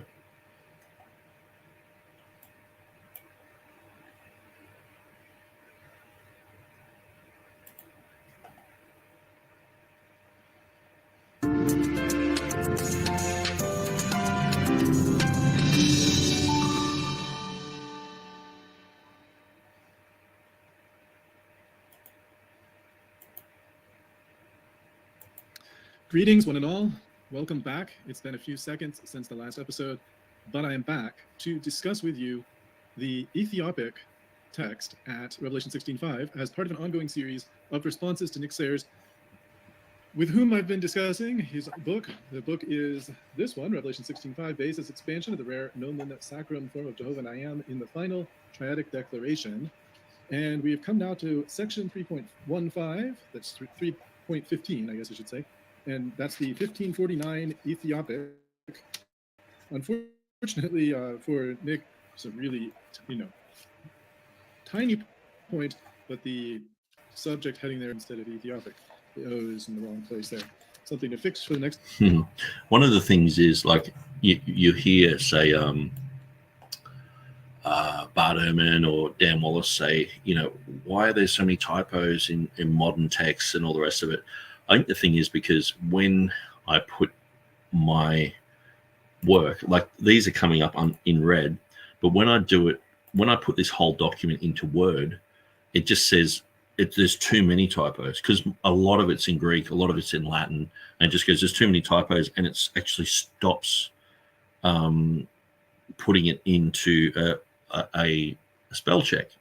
And so what I was doing was going through and just copying and pasting sections. And so I'd go through and try and make sure that that there were no typos. But I actually had a guy who spent quite a long time going through the whole document to correct all my typos. And so he would, I'd just get a text and say, on page this, there's this typo, page that, there's this typo. And so he actually went through and spell checked the whole thing. But that's how hard it is at times with these, because, like, say here, God said unto Moses, I will, like the will be there is all wrong. I mean, shalt thou, they usually come up underlined unto. So all of that is usually just underlined. And it's like, so you've almost got everything underlined. And so after a while, the red lines, usually a red line is like, oh, I've got a typo there, I better correct it. But when you're dealing with older texts, Latin, German, usually that whole thing's underlined. And shalt is underlined. And so, yeah, definitely that is an error, which I can just go and fix. There we go. Okay, so let's, we're at the Ethiopic section. Now, one thing came to mind when I listened to this. I was really glad that TurretinFan did this. Now, I actually did enjoy, in the I think it was a previous video, we were going through some of the material, that, like before we mentioned the whole James White Storm in a Teacup issue. And the, what was the reading before that? So that was it was covered up, but yeah, we're going through Erasmus. Okay? And I actually enjoyed the fact that TurretinFan was sort of going, yeah, I can see how Beza would have been influenced by Erasmus. It was like, finally, he's actually admitting something that I've written in the book, that he would have been influenced by this, because the other things I was like, well, the text of Beatus of Libana would probably have been known by Theodore Beza and the Reformers. It's like, that's just pure speculation. It's sort of like devil's advocate at every turn. But then he was like, well, Erasmus, yeah, perhaps that makes sense that the Reformers would have known about that. And at that point, I mean, it's not as if Beza would have been sitting there with pen and paper and just at a desk with no commentaries around. He would have had, Erasmus would have been one of the main things, and it's one of the main things mentioned in annotations for the next like 200 years in most commentaries. And so, of course, that would have been something gone through. And he actually pointed out something that I had pointed out earlier on. And I guess perhaps because I had pointed that out earlier, it's in TurretinFan's mind. He mightn't understand where he actually got that from, but it was from my book, where most commentators say the purest form of the Triadic Declaration is the one which was and is and shall be. So that's usually mentioned by people when they're talking about Revelation 1:4, and that's the first Triadic Declaration. So that's usually where they're mentioning that. And so that's exactly what Erasmus does as well. And so he's saying futurus, where that's the exact reading of Beatus of Libana. So when you go through that information, you're sort of like, yeah, I'm pretty sure Beza would have had him, he would have had Beatus of Libana. I mean, it's one of the most popular commentaries in Europe. For him not to know it, I mean, it's not as if he's living in China or something. I mean, this is, it's a very popular one in Europe. He's in Switzerland, he's in France, he's, around those areas. And so, and he's in an era where he's hanging around. I sort of have to go, in the book, I go through this whole thing of Jenius and Tremellius and who they know and what they were involved with to sort of link in the Ethiopic connection, because it's sort of like, well, they would have never have really had any connection to this Ethiopic. But in my book, I do go at length to sort of describe these people were not just, hermits in a cave that didn't know much. These are very public figures. I mean, even look at Calvin and the influence that he had. Theodore Beza took over from him, and he lived for quite a long time. And his influence was massive on the King James translators. It was massive on the Geneva Bible translators. And so that he had connections to many, many different types of people. And so, like even just with the website that I've got, like this morning I was looking at an email and the guy was like, "Hey, you've got Japanese editions on your Textus Receptus site. Can I jump on there and improve that and put a proper Textus Receptus Japanese Bible on there?" I'm like, cool, that's great. And so I get letters like that all the time. So Theodore Beza, and I'm pretty much a nobody. My website might be getting a little bit more and more popular, but at the end of the day, like people like Beza, people like Erasmus, Stephanus, they would have been interacting with, and you can tell from Erasmus as well that he was interacting with some of the best intellectuals of the day who knew about text issues. They were sending him information, sending him comments, sending him copied out sections of manuscripts, and all this sort of stuff was happening. And so that would have been happening with Beza. And so it's not even so much that he personally had a copy of Beatus Libana. Other people would have, and it's not like he's just alone doing this. He's got a team of scholars. And this is one of the things when you're talking to people about Erasmus. Erasmus had it by 1535. He had a team of people working with him, and so that many times that type of thing's not mentioned. But anyway, let's go through this. And I actually enjoyed going through the Desiderius Erasmus material. But I do enjoy going through the Ethiopic, but I just want you to think of this one thing as we're going through this. When someone can't tie a knot, now some people can, here in Australia, people can tie trucky knots. They're really quite complex. You tie a certain knot and then you tie another knot and you run the rope through it and you pull it, and it's the best knot that you can do for trucks. And nowadays they use the ratchet type thing. But in the old days, it was like, well, if you can't tie knots, tie lots. And so what I find with this section is TurretinFan covers a lot of things, and I'm glad that he does, and which shows that he is actually thinking about this and studying into it. But it's sort of like if you can't tie knots, tie lots. It's lots of information. And at the end, it's like, okay, so are you going to admit it's got the future form? It's got the future form. And it's sort of like it's just got to be admitted that's the future form. And which to me, you can clearly see. And also there are some ways of bypassing the technical issues by actually searching for words in the Bible. And specifically when we go through Walton's polyglot, like say when Stephen Boyce said, well, it doesn't actually have the word Lord there, it has the word God there, so it's the wrong word, you know. And I was like, okay, well, where else does Lord appear? So I went to, Lord, didn't we cast out demons in your name and prophesy in your name and do many wonders in your name?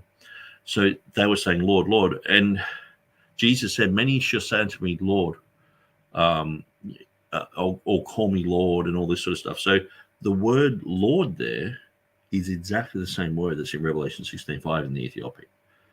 So to me, that was like, game changer. Yeah, that's it. So what I did is I found the next time the word Lord appeared, and it was the same. Then I thought, where else does it say Lord? You know, they say Jesus is Lord. And so I looked that up. I think it's 1 Corinthians somewhere, chapter 12 maybe. And sure enough, it was the same word. So I'm like, well, that means Lord. And so that was just another point that Stephen Boyce was wrong on. But let's let TurretinFan start his Ethiopic study. And I guess in a way, perhaps I shouldn't just rush through this and go, okay, TurretinFan's saying all this stuff. At the end of the day, that's his point of view. Let's move on. Perhaps what I should do is slow it down, only do a smaller video, or in a sense where only cover a smaller part of TurretinFan's video instead of, trying to, go through, an hour or whatever and try to just get it over and done with. Maybe I should chop this up into like 3 parts and actually get right into the nitty gritty of the Ethiopic. And I was trying to contact a friend of mine from Eritrea. We grew up. I used to, when he was young, he used to be in our youth group, and him and his brother. And unfortunately, their mother passed away in that country, and they were refugees here. Amazing people, and so I taught both of them how to drive, and they've had a pretty hard life, So, but they were able to speak Ethiopic. They were able to speak Arabic, English. It's quite amazing when you meet people from other nations. Like my wife being Pakistani, she can speak 4 languages. It's quite amazing. She speaks English, she speaks Punjabi, she speaks Urdu, and she speaks Indian Hindi. So she can enjoy music from all of those places. She can enjoy cultures from all those places. But most of the time, like we went to a Punjabi concert on the weekend. I'm there listening. And there wasn't really one word that I knew. And I'm surrounded by 8,000 other Punjabis. But my wife can fully understand absolutely every word. It's quite amazing. And there's a whole different culture because Punjab is half in Pakistan, half in India. So you've got both of those cultures. And so you've got a very heavy Sikh culture as well that speak Punjabi. But then on the other side in Pakistan, most of them are Muslims. And so, she's a Christian. So she sort of has a Christian perspective where in her country, it's mostly Muslim perspective, but then she also can now understand the Sikh perspective, but then also she can speak Urdu, which is the national language of Pakistan, and also Hindi, which is the national language of India. And so that's what all the Bollywood films are in. So it's quite amazing. I wish that I had that ability.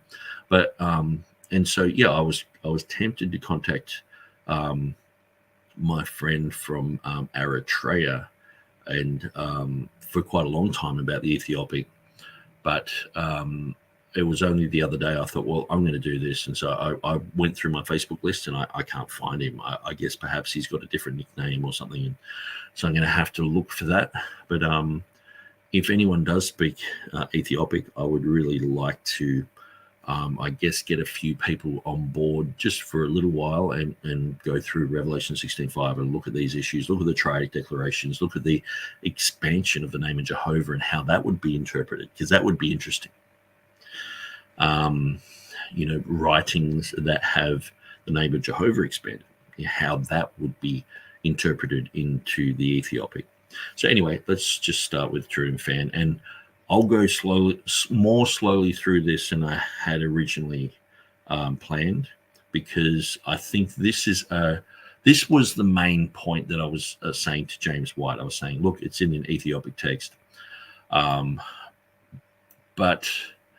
and maybe what I should do is also show you the response that James White had to me pointing out that it's in the Ethiopic text, because that's what initially sparked in me to do this study and to sort of expose what James White was saying, because he just all of a sudden was saying all this rubbish about me. Whoops, I just deleted that.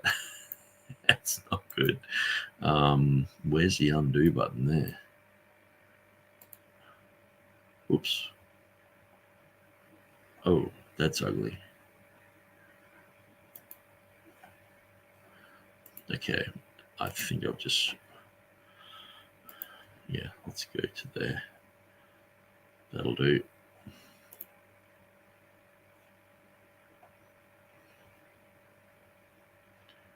I'll just go back to that one. Okay. Sorry about that. I didn't know that was going to happen. Yeah, so it's restored it back to then. But it's still, there we go, the Ethiopic. And there we go. Let's start before I destroy any more of that book. Next edition, if there will be a next edition. In this section, he starts off by saying, as pointed out by Hoskier in concerning the text of the Apocalypse, the Ethiopic Bible reads, shalt be. This was first printed in Rome in 1549 and later in Walton's Polyglot of 1657. In the Nestle-Aland apparatus, it's known as the abbreviation eth.ro for Ethiopic Rome.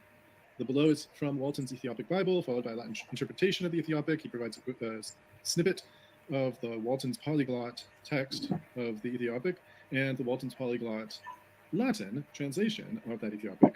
He says the date of the first version of the ancient Ethiopic, also spelled Ethiopic, also known as Ge'ez and Amharic, come back to that in a second, is not precisely known, but the 4th century is a common approximation. It has been judged that the first Ethiopic translation was made from the Greek language. In the picture below, Hermann Hoskier cites and shalt be in the Ethiopic version with the following Latin translation, qui fuisti et eras, which translates, which has been and shall be.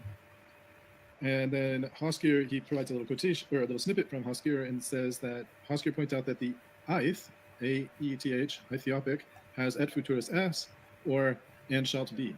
In the preface of the King James Version of 1611, Miles Smith mentions how Chrysostom spoke concerning the Ethiopic. So St. Chrysostom, that lived in St. Jerome's time, gives evidence with him. The doctrine of St. John, says he, did not, in such sort, as the philosophers did, vanish away, but the Syrians, Egyptians, Indians, Persians, Ethiopians, and infinite other nations, being barbarous peoples, translated into their mother tongue and have learned to be true philosophers. Smith later said, so Postel affirms that in his travel he saw the Gospels in the Ethiopian tongue, and Ambrose Theseus alleged that the Psalter of the Indians, which he testifies to have been set forth by Potkin in Syrian characters. Many years before Christianity, Judaism was introduced. This is now back to Nick. Many years before Christianity, Judaism was introduced to Ethiopia from the time of the visit of the Queen of Sheba to Solomon. Recent discoveries of manuscripts dating to the 4th to 6th centuries suggest the presence of Christianity before the 4th century, along with the possibility of these translations. In the 4th century, Christianity had become the state religion during the reign of King Ezana, first half of the 4th century, with Saint Frumentius as bishop. Keys itself changed with the introduction of vowels and the reversal of the direction, writing from right to left to right. The Ethiopic version proves White wrong yet again. He claims no one knew of the reading, but this clearly shows that people did know it. It shows that 33 years before the word Islamos saw the ink of Beza, who was sitting in Rome in the Ethiopic Bible at Revelation 16:5. It seems that this information is not good enough for White, who rashly claimed on his DL program that Beza didn't know of the reading. We shall examine this claim in the next chapter.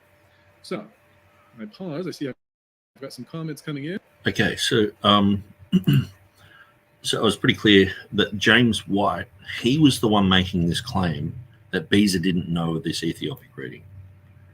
He just said it. Like he was like, what? Beza knew of an Ethiopic reading? He didn't, you know. And so perhaps what I'll do, because at the end of my book, I actually typed out the first interaction that I had with James White. So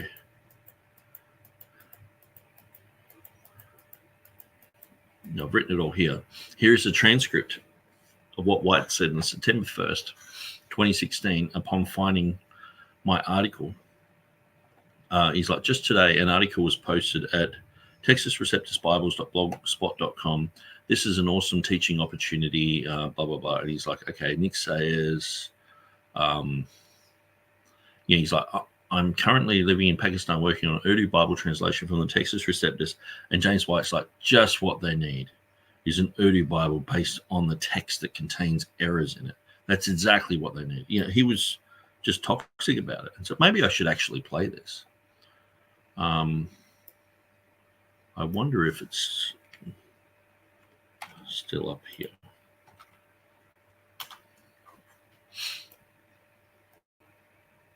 Page not found.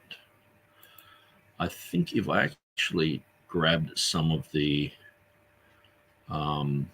text and search for it, it will probably come up.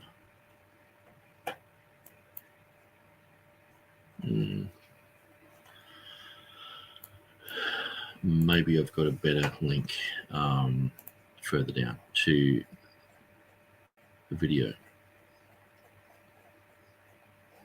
So anyway, I typed the whole thing out because he makes all these claims about the Ethiopic and all the rest of it. So that's why I was like, okay, well, I'll examine every claim that you're making. And it just, lots of it just didn't make any sense. And so I'll try and get this one here. So it's 2016-09.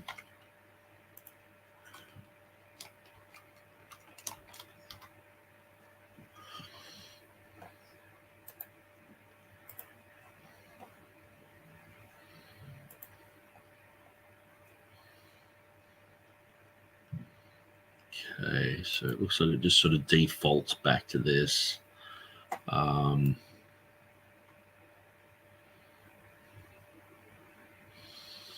Okay, so search, maybe.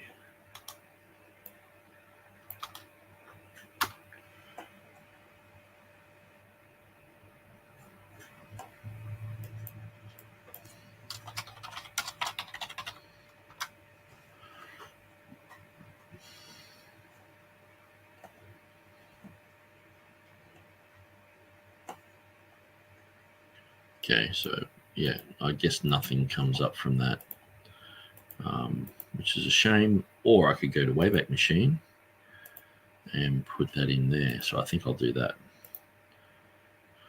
So I'll copy that.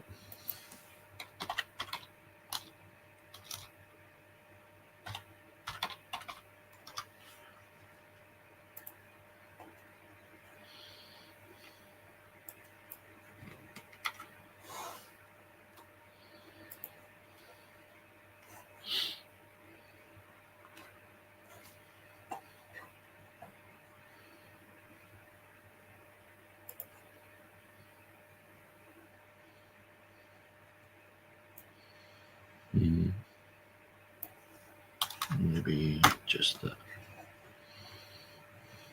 Yeah, this is the one. Or is it? Yeah, get ready for that dividing line, but that doesn't look right. Well, maybe that's just when they captured it, not when it actually happened. That's actually really cool. I'm pretty sure it's this one. Okay.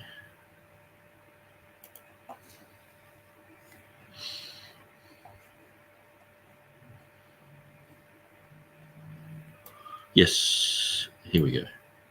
Okay, so that links to sermon audio. Then we've got a YouTube link, so that's what I really want.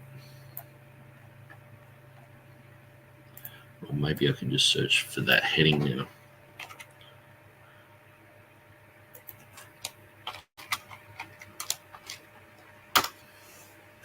Here we go. So it starts from about the 25-minute mark. So let's look at the context of what James White said about when I brought up the Ethiopic. Okay.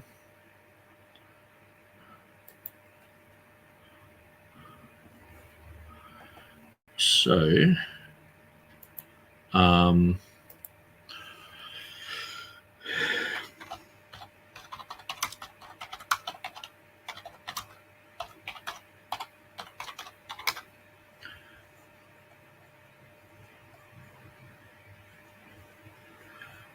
so I do have a blog spot somewhere.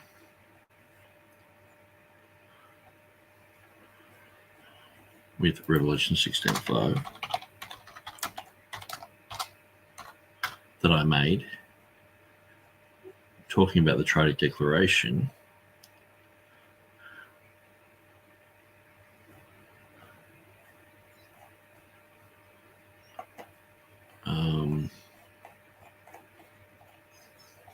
Okay. Can't find it.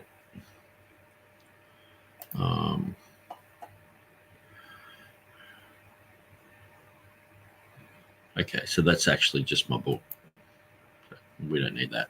So let's just go through. So what happened was I was researching, found the information about the Ethiopic. I put it on my blog, and the next day James White did a whole 25-minute dividing line section on it. So I don't know. So sorry if I can't give you a hat tip, but thank you to whoever it was that sent it. But just today, an article was posted at at Textus Receptus Bible.blogspot.com. Now they are going to be so happy that I'm doing this, because when I checked it, they have 2 followers. So automatic advertisement, and maybe that's why they did this. I don't know, but again, this is an awesome teaching opportunity. Awesome teaching opportunity. Some of the best teaching opportunities I've ever seen have come when someone thought they were refuting me. And when I can get an opportunity to go, well, this is why you didn't refute me, it can sometimes give the greatest light. I'm gonna have to be brief because the Andy Stanley thing is nearly half an hour long, and I'm not. And he was talking fast, so and offering correction, it's gonna be ugly. But an article was posted called Beza Vindicated. I think this is by an Australian writer by the name of Nick Sayers. I'm assuming this anyways. Nick Sayers, director of Textus Receptus. I am currently living in Pakistan working on an Urdu Bible translation from the Textus Receptus. And that's just what they need, is an Urdu Bible translation based upon a text that contains errors in it. That's just exactly what they needed. That's great. And so I just want to sort of show you, like, we can go to Henry Martin. Now, I'm not saying that I'm anywhere like these guys, okay? But so Henry Martin, whoops, I'll just open that up. Now, if James White was to talk about Henry Martin, he would say, wow, what an amazing guy. He's in India. He preoccupied himself with the study of linguistics. He translated the whole New Testament into Urdu, okay? And the Book of Common Prayer, etc. So he was, Church of England, Anglican. But he would be considered, okay, he's a missionary, amazing. He's living over there, did this sort of stuff. Eventually he died. I think he also did an Arabic translation, I'm pretty sure. But anyway, so he was a very powerful missionary, and doing a translation from the Textus Receptus into Urdu. Okay, so he did Urdu and Persian, so the Iranian translation. So it's very interesting. So just listen to what James White says about this. And this article is exactly what it's full translation. So listen to what James White says about what I was doing, which is pretty much the same thing. I'm living in Pakistan. I mean, only just last month there were 36 churches burnt down in the city that I was living in. It's pretty rough. And so listen to what James White says about this. Nick Sayers, director of Textus Receptus. I am currently living in Pakistan working on an Urdu Bible translation from the Textus Receptus, and that's just what they need. That's just what they need.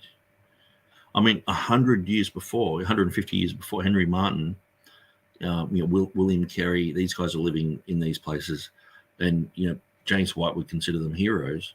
But now, because the text has changed, the Bible is completely changed. He's like, oh, Textus Receptus, yeah, what an idiot, sort of thing. I mean, what else would you get from this? Is an Urdu Bible translation based upon a text that contains errors in it. That's just exactly what they needed. That's great. Listen to the sarcasm. Let's just play that again. This is the first interaction with James White talking about the Ethiopic.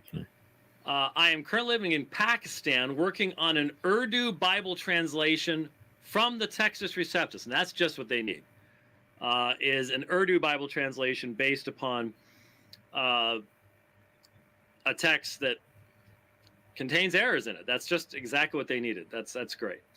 And this article is Beza Vindicated, quotes me, concerning Revelation 16:5. Now, I did, in the current edition, the King James Only Conference, I spent quite some time on Revelation 16:5. And I did so because I needed to introduce folks to the concept of conjectural emendation and the fact that by Theodore Beza's own confession, he introduced a textual conjecture at Revelation 16:5. He did not have access to any Greek manuscripts that read the way that he ended up putting his text in the printed edition of his text. So we all know now that that's completely false and wrong, and that he did have a manuscript. 1598 text. And I provided pictures. It's actually... And so that's why I went through the pictures. It was like, okay, James White's providing pictures. Let's look at those pictures. Let's examine them. And so that's why I found the errors. It was like, oh, this picture doesn't have that reading in it. This picture is saying it's 1555. It's not. It's 1550. So I was just pointing out those things. Yeah, some pretty basics. Most of the pictures appear here. And I even knew that there were people that were going to try to get around this, even when I did this, because I said on page 240, as one can see, the King James Version reading Revelation 16:5 arose from Theodore Beza's conjectural emendation and was unknown to history prior to that time. Then I gave a footnote. Lest in desperation, a King James only advocate make the attempt, Tischendorf's notes on the term only confirm my assertion. He notes that, and then it's COPAETH, two different phrases, omit ha-hasias. But the KJV reading is not to be found even here, as esamenos, and this is ha-hasias is the holy one, esamenos is the future form of the particle of the verb of being, so will be, is not put in its place. Instead, Tischendorf's notes indicate Beza as the reading source. Further, Tregelles' text, though indicating some translations omit ha-hasias, again indicates the KJV reading is nowhere in the Greek manuscript tradition. Likewise, Hoskier's massive work on the text, the Apocalypse, nowhere indicates the appearance of Beza's conjecture. Quite simply, before Beza, no Christian had ever read the text the way the KJV has it today. And I was obviously, in light of the pictures and what I was talking about here, talking about the Greek text, not English translations or things like that, the Greek text. Well, various folks since then have done their best to try to come up with some way around this reality. And I remember someone saying, well, there could have been manuscripts that we don't have anymore. And someone said, well, there's a commentary that mentions a Latin manuscript that has passed away, and so on and so forth. And I try to point out to these folks, don't you realize you're proving my point for me? On the one hand, you'll use Byzantine priority argumentation, or you'll use majority text argumentation. But doesn't James White do this? We're going through, say, Revelation 16:5, the word Lord. The reason that they're, say, even TurretinFan's doing this, the reason that they're accepting that Lord shouldn't be there is because of a majority text count. But then when you get to the last 12 verses of Mark, they don't go with the majority.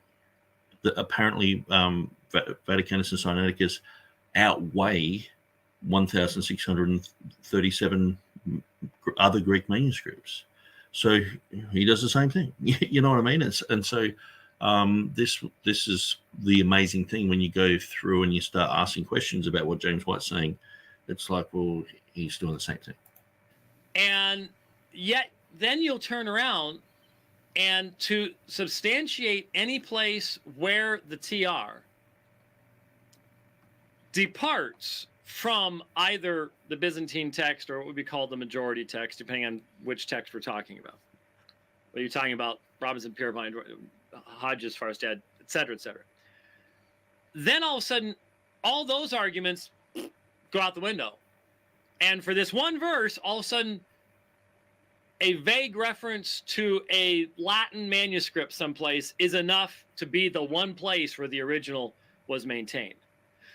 I have more respect for people who just simply say, you know what? God re-inspired the Greek. He took over Erasmus. Well, actually, in this case, he took over Beza. He took over Erasmus and did a little bit. And then he took over Stephanus, did a little bit. Then finally takes over Beza. And then basically providentially guides supernaturally the selection of readings by the King James translators between 1604 and 1611. At least those.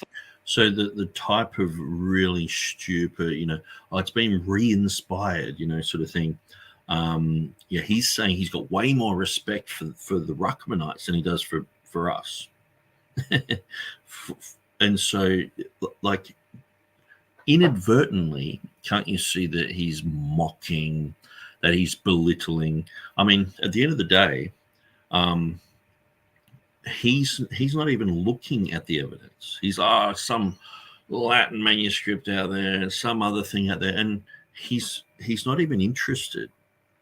He has no interest in it. And so, when I've pointed out that this is a nomen sacrum, that every manuscript was pointing to that it's a nomina sacra,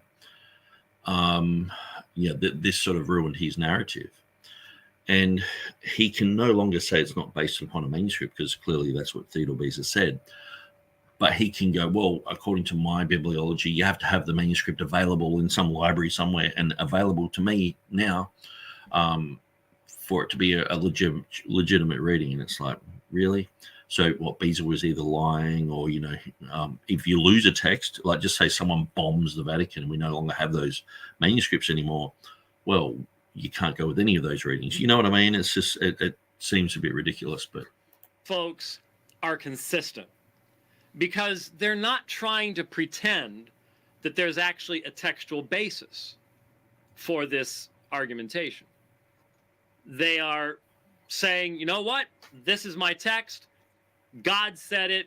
God did it. I'm not going to bother with the manuscripts and all the rest of that stuff. It's all supernatural. And yes, I know that puts me on the same level as Joseph Smith's inspired translation or other things like that. But so he's talking about these horrible people who believe in a secondary inspiration, and he's saying we're worse than that. But that's what. So you got to understand what James White's saying and how, and so he knows nothing about me. he knows that I'm doing a Bible translation from the TR into Urdu. He's like, oh, well, that's all they need. And he's like, I have more respect for people who are absolute morons. You know what I mean? Like, that's basically what he's saying. So that's what I'm going to say. At least I can go, there you go. I appreciate that you're not pretending to do something you're not doing. The problem is now there's even a bunch of Calvinists, and you know who you are, who want to pretend that they are being confessional in defending every reading of the Textus Receptus, including Beza's conjectural emendation. That this is what it means to be confessional, you see. So, Beza doesn't have a conjectural emendation, but anyway. But James White's NA 28 does. Well, by the way, I would like to invite you guys especially to read a little book here by Jan Kranz. And so that's when I was like, okay, he's doing this video, he's responding to me. I'll reread this book and go through it. And I was, and this is one of the amazing things. When you go through Jeff Riddle's material on this, I might just type in, well, Jeff Riddle.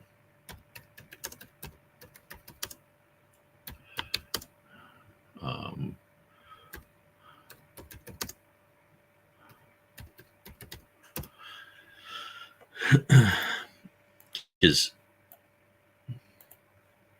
whoops. Says the site can't be reached. I'm not sure why, because it came up here. There we go. White, Jan Kranz, Erasmus and the one-volume Destruction. So this is an interesting read from Jeff Riddle.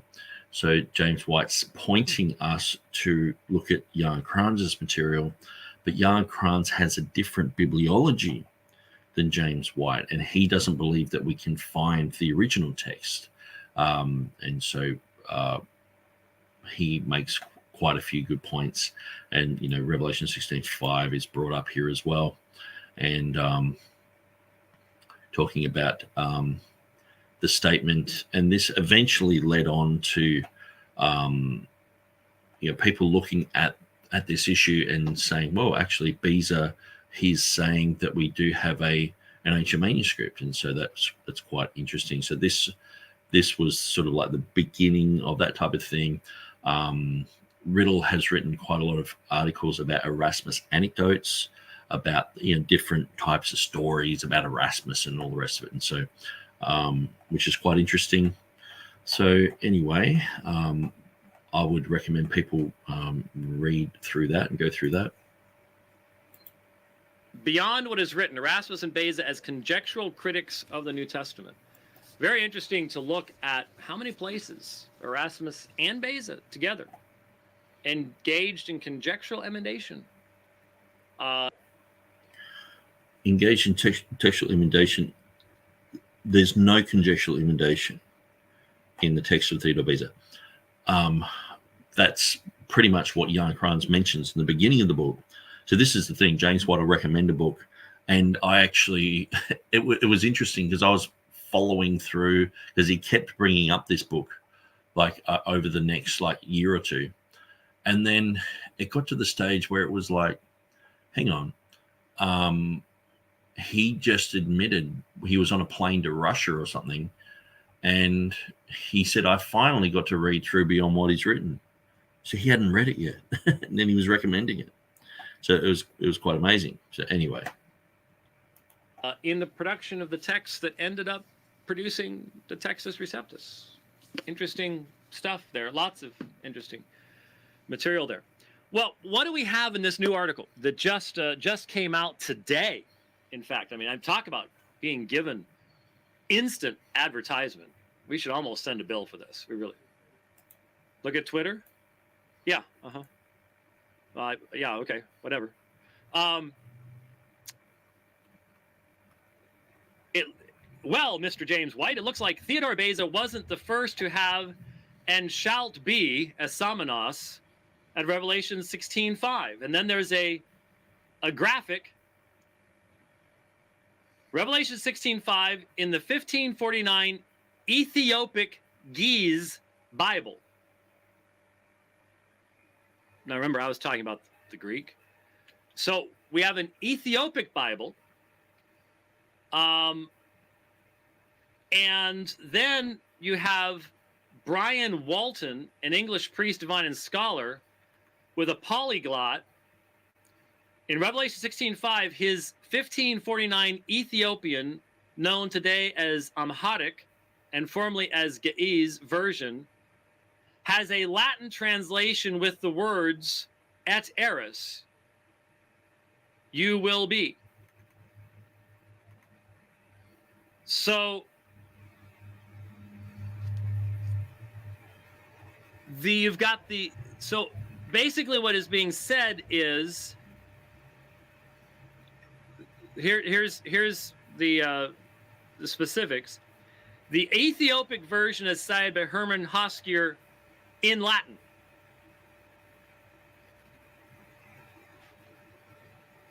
So the Ethiopic version, one Ethiopic version, as cited in Latin.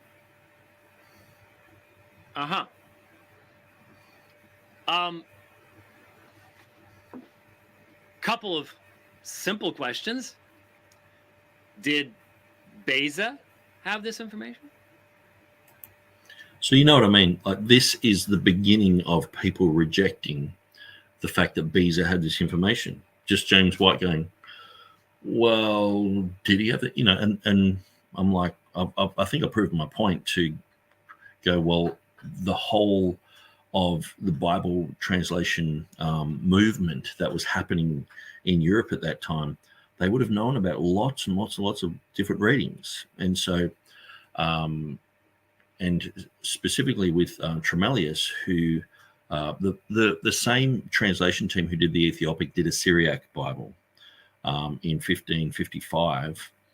And the next guy to do a Syriac Bible was Tremellius. So if you're doing like an English translation, you know about the King James translators, you know about Tyndale, you know about Coverdale. You revere these people because they're making certain decisions. Now, if you've got one translation that you're going back to, the Syriac, and you're looking at that and you're trying to, you know, make an update of that, like Tremellius was doing, you're obviously going to go, well, what else did they do? Oh, they did an Ethiopic Bible. That's interesting, you know. And so this is Theodore Beza's best friend. They worked together on a Latin translation and formulated the Latin. So, answer: no. No. And so this is why in my book I write like nearly like a chapter or two, a page or two on just this. It's like he's just making this up. He doesn't know about these things. So was Beza engaging in a conjectural emendation? Yes. Yes.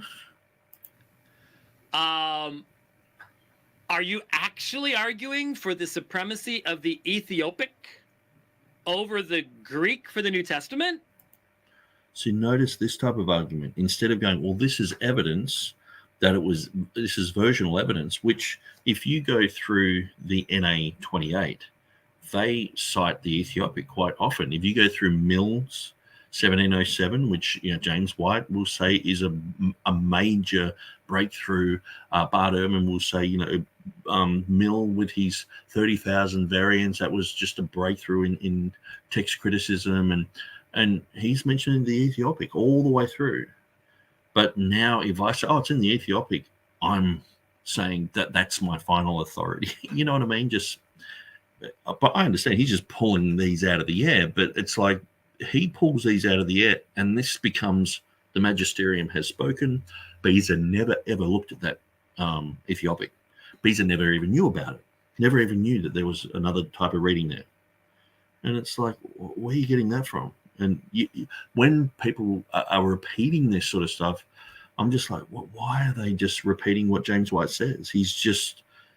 And he doesn't know that much about it. Like if he knew quite a lot about it, I'd be like, okay, well, maybe, you know, but he doesn't.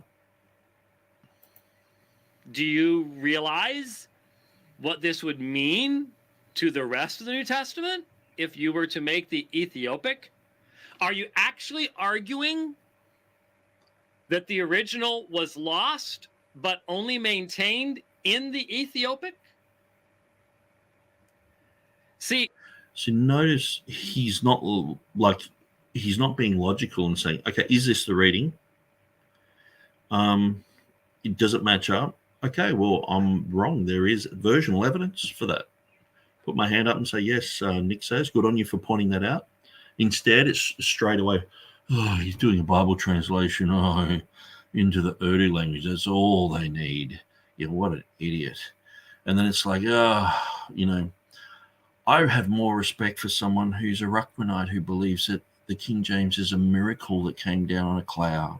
I have more respect for them. So in other words, you're lower than a piece of garbage. You know what I mean? This is what he's saying. He is completely, passive aggressive. I've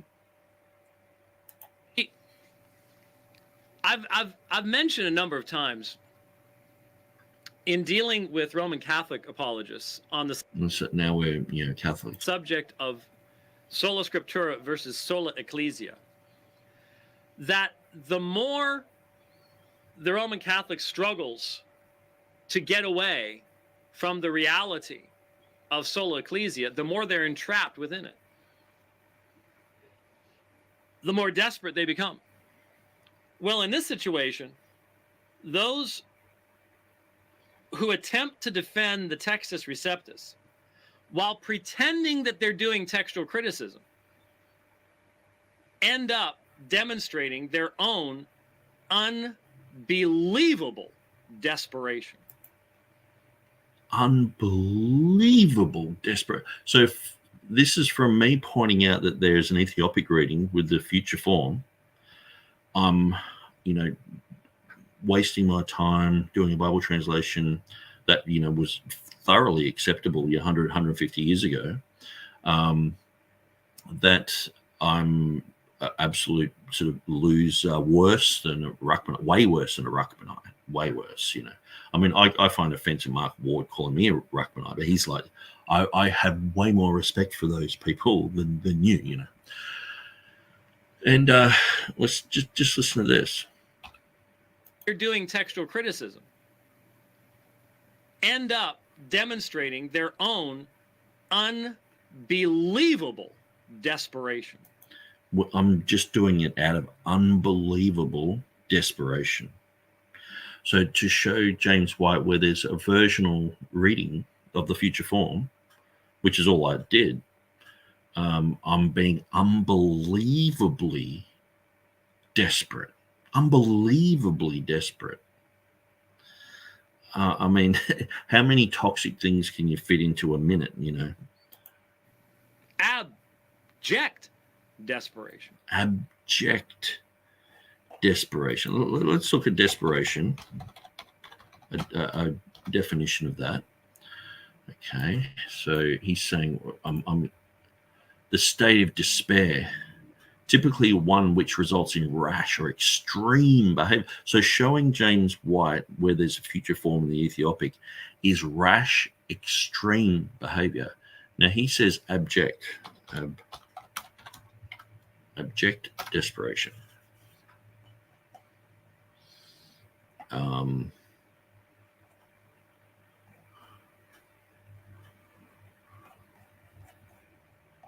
Desperate, I'll just try and find.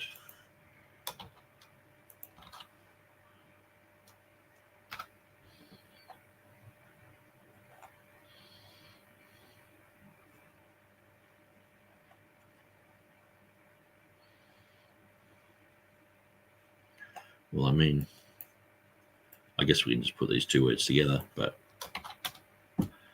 abject, of something bad experienced or present to the maximum degree, of a person or their behavior completely without pride or dignity, self-abasing. So this is like absolutely embarrassing desperation. That's James White's words, because I said, hey, James White, you said in your book that no one's read this reading before, but it's actually in the Ethiopic reading, which inadvertently would point to, perhaps there's a Greek manuscript with that reading in it that ended up in the Ethiopic. And so, but I'm being abjectly desperate while I, give people some Bible translation that used to be good, but now it's not because of Westcott and Hort and other Unitarians. And here is a great example of it. She's specifically talking about me and what I wrote, which was just that, hey, James White, you say in your book there's no evidence for it. Here's the Ethiopic. There's evidence for it. There you go. And he's saying that that's abject desperation. Think about the argumentation that the TR folks use for Revelation 16:5, and then the Comma Johannium, and then the pericope adulterae. So in other words, Revelation 16:5, what we're looking at right now, which is redundant. You can just go, okay, the last 12 verses of Mark, critical text, how do they view that? How do they view Revelation 16:5? How do they view all these other things? They've got different methodologies and different ways of doing it. Most of the time, they're just favoring Vaticanus and Sinaiticus. It's the Holy One and shall be. The 1 John 5:7, the Comma Johannium, and then the pericope adulterae, the woman taken in adultery. So, but at the end of the day, does it have the future reading? It does. That's my point. And, these people are already fully attacking just a person who's just pointed as 1 + 1 = 2. Oh, then he howls. This is just the beginning. He's mentioned me on his Dividing Line program about 50 times. Maybe I should go through all of them and point out what he's saying, what he's mentioning, how he's belittling, and how he knows nothing about me. He knows I'm living in Pakistan. He doesn't know anything else, and I'm doing a Bible translation. That's all he knows. And he's, rolling his eyes. Oh, who's this guy think he is? What he thinks he's like a missionary hero. I go to mosques in South Africa, and I debated Bart Ehrman, and it's like,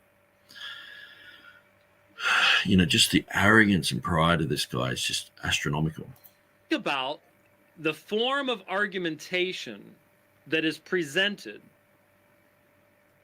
on each one of these texts to defend them. And what you'll recognize, what you are forced to recognize, is that they are abjectly contradictory to one another. That they are ad hoc. There is no consistency. You could never have created a textual critical methodology that then applied to the manuscripts would come up with the Textus Receptus. You couldn't do it. But apparently you can get have no text for 1,500 years, then rehash Vaticanus, and then find Sinaiticus, join these two together, have a whole bunch of different rules from Griesbach and Ruckman and Tischendorf, and then get Unitarians involved with the text, and have Westcott and Hort say, well, it's Lucianic recension, but then that gets disproved because of the papyri. But then go, okay, well, Nessel's got the text, and he's got Tischendorf's text, and he's got the Weiss text, and he's got Westcott and Hort, and he's amalgamating these three. And so, but then we go through time, and we've got Carlo Martini involved, and Bruce Mesker and Kurt Aland and the others, and then they have their methodology, and then we go to Bart Ehrman, who's sort of rehashing that whole concept of the Orthodox Christians. They mutilated the text, and then we have now all that being thrown out for the CBGM, and James White saying that I'm inconsistent, or TR people are inconsistent. I mean, look at his roller coaster ride to get, and they're bringing out a text with 200 changes very soon. And so why aren't those 200 changes back then? Because it's a different methodology in Westcott and Hort's day. The text that Carlo Martini was involved with had 700 changes from Westcott and Hort's text. And so there's massive differences. And he's like, oh, the TR would have never, they don't have this methodology and that methodology. It's like half the time he's talking about Revelation 16:5. He doesn't even know it's not a conjectural imitation. Doesn't even know that it's got the name of Jehovah in it. Doesn't even know that it's, any of these issues. He has no idea. So on what he's proclaiming to be an expert on, he doesn't know anything about. The TR developed over time. It was an accident of history. You have to look at what Erasmus had available to him, what Stephanus had available to him, what Beza had available to them, the difference. Which James White has no idea about. He just likes to say, oh, they had nothing. Scant little things here and there. And we've got way more now, all this rubbish. And understandings of textual criticism, the rise of Islam, the fall of Constantinople. There's just all sorts of things that led into the creation of the Textus Receptus. And it's just amazing. Like James White's like, I'm a Calvinist. I even believe that child rape is ordained from God and is, and all this sort of stuff. Everything is, for the purposes and the glory of God. But then it's like, oh, this is just an accident of history. It's just an aberration. And it's like, well, where was your text throughout this time, James? You know what I mean? It's like, where was his text? If it's Vaticanus and Sinaiticus mashed together, like from 400 till Westcott and Hort, it was pretty much just non-existent. And so it's just the strangest thing to have this type of Calvinism match in with this type of bibliology. It's like, I don't know. I can't even get my head around it. The point is, there is no consistent textual critical methodology that would ever lead you to the exact wording of the Textus Receptus. And I mean, yeah, if you believe the hype of the critical text guys and all the anecdotes of Erasmus and that he only had 5 manuscripts or maybe 6 or maybe 12 or maybe 20, it's like, who knows, just whichever guru you're talking to at the time. And here's the example of it. Nowhere. And this is an example of it. So notice it's not like, oh, this is versional evidence of the future reading. Now it's all this other stuff that it's not, that hasn't even been mentioned. It's just, oh, hey, 1 + 1 = 2 here. It's a fact. Let's put that on the board. And James White just talks about how all these other things don't add up and all these other things. But does this add up? Where else are they going to run off to the Ethiopic? And when the Ethiopic lines up with the Alexandrian, as it often does, they'll reject it because there's no consistency. They're not trying.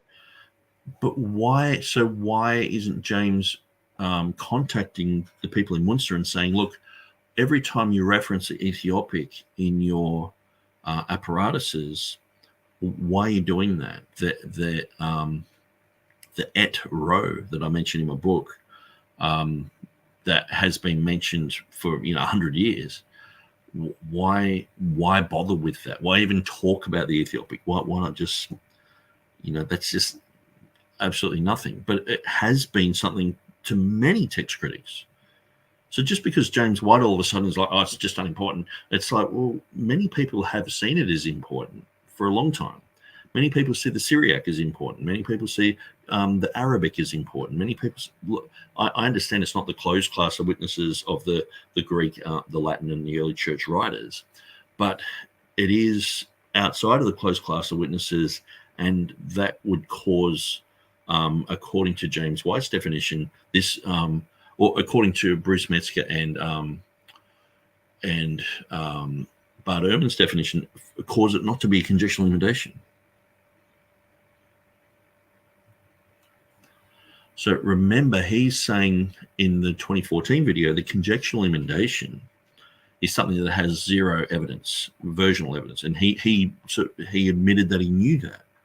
But now it's like, okay, the Ethiopic's got this reading. It's just not important. It's just, throw it. And it's like, but you can't actually call this a conjectural emendation, because that's why I was like, well, he's specifically talking about the Greek here. He's talking about the Greek and saying, I'm saying in the Greek, but he does call it a conjectural emendation. I mean, in that book, he points conjecture, and then this is the main part where he explains it, Revelation 16:5. But if it's in the Ethiopic, it can't be a conjecture anymore, can it? Trying to do textual criticism. They have one goal and one goal only. We must defend the TR, and it's not even the TR that they're defending. It's the strain that resulted in the 1633 compilation. Well, actually, the Hoskier compilation.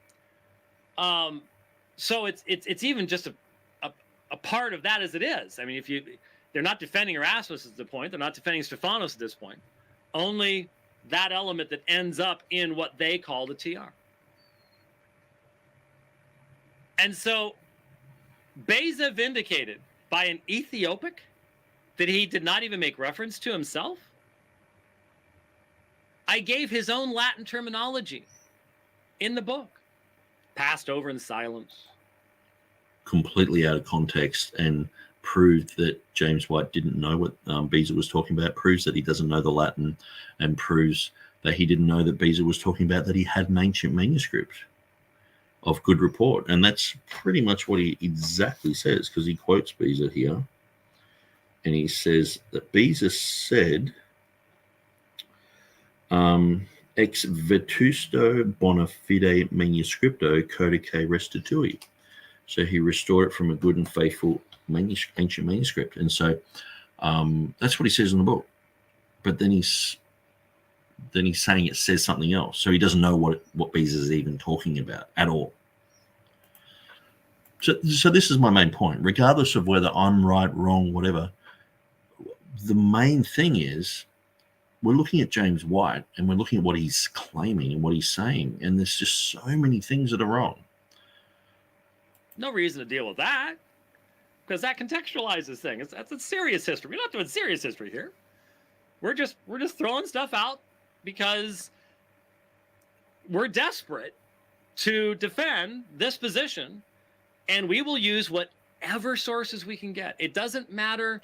He's sort of behaving like he's hungover or something. Like he's just angry, aggro, and psychotically angry, but he knows that he can't grab you. But that actually, I'll show you who he's reminding me of.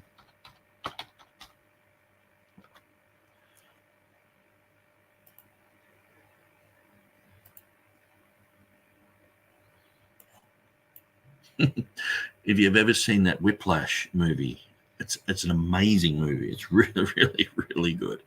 About this guy who wants to be a good drummer, and this is his teacher, and it's like he's just absolutely toxic. This is James White. Yeah, great musician, but toxic, And so I'm just trying to find a good picture of this. Yeah, this is him screaming at him. He's playing until his fingers bleed and everything. Yes, he becomes really good, but it's sort of like at the cost of, totally destroying him and making him belittled. And yeah, I just thought of that. I was like, hey, yeah, he's actually not only looks like the guy, but he acts like the guy here. He's just on a tirade, like, these people, and it's like I just mentioned, hey, Ethiopic has the future reading. Hey, James White, what do you think of this? It just loses it. If what we use for this verse is completely different from what we use for this verse, which is completely different from what we use over this verse over here, and that we have to have 300, 400, 500 contradictory methodologies, doesn't matter, because our ultimate goal is simply the defense of this traditional text. So what I started to do from here, I was like, okay, well, Ethiopic. Then I was like, okay, what other evidences? And so I was like, well, what about Letus of Libana? And so James White would respond, and then what about this and what about that? And eventually it got to the point where he sort of stopped responding and just started belittling all the time. It was at least here he was sort of he read what I'd said, but then it just became, oh, this guy's just a nut. He's desperate. And it's all ad hominem, which, this is supposed to be one of America's, best apologists. I mean, if you were to talk about bibliology in America, who would you go to about bibliology? Well, go to Dan Wallace or James White. Read James White's book. Follow his material on it. So that's why when you encounter critical text people, they can be this toxic and they think that's great. Like behaving like a Stephen Anderson, being obnoxious, being rude, making up stories, not dealing with the facts, attacking the person. That's just bog standard stuff for James White. And we will do whatever it takes to do it. There you go. Amazing. Y'all keep, I really wish you were investing your time in, doing something that would be useful.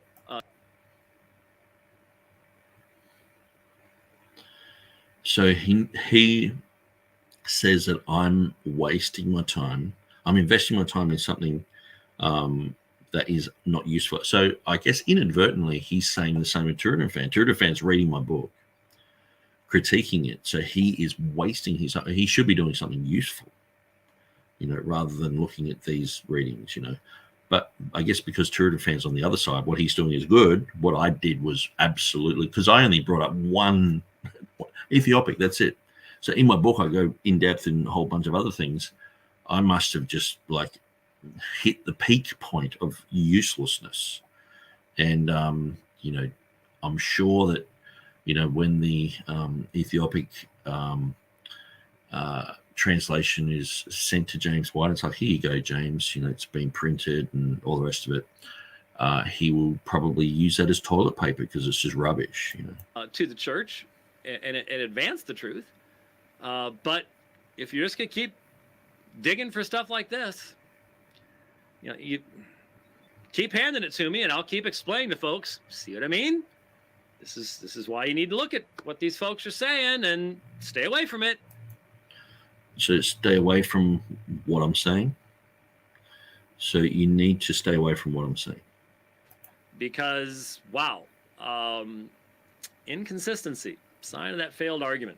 Big time. Came out just today. There you go. All right. Okay, so that's James White on the Ethiopic. So let's get back to TurretinFan and what he's saying.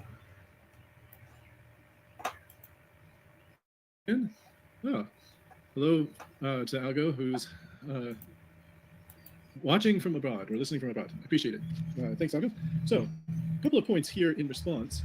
First, we'll come back to this question of whether or not it proves anybody right or wrong. Then we'll also talk about this, what was in the ink, and whether or not Beza had access to it. So whether Beza had access to it is an interesting question. We probably won't get into that a lot now. And so you can see where that originated from. James White just saying, did Beza have access to that? No. And so he just made a definitive statement he didn't have access to it. And I was like, well, how does he know that? And so I studied into it and I was like, actually, he most probably would have had access to this. And so it just amazes me that that's become a standard argument, Anyway, so we've got some comments here. I'll just read these. So TurretinFan jumped on and said, Helg, Dr. White's character is not an argument for or against his position. Yeah, absolutely. And so that's where, same with James White. It shouldn't matter whether I'm a psycho in Pakistan translating the Quran. If I pointed out that it's got the future reading, that's just a fact. So regardless of how much James White wants to say that I'm questionable character, I'm deceptive, I'm desperate, I'm inconsistent, I'm worse, way worse than Ruckmanites, and regardless of all that, does 1 + 1 = 2 equal 2 here? If it does, you have to admit it. So So Nick Sayers' character is not an argument against the position either.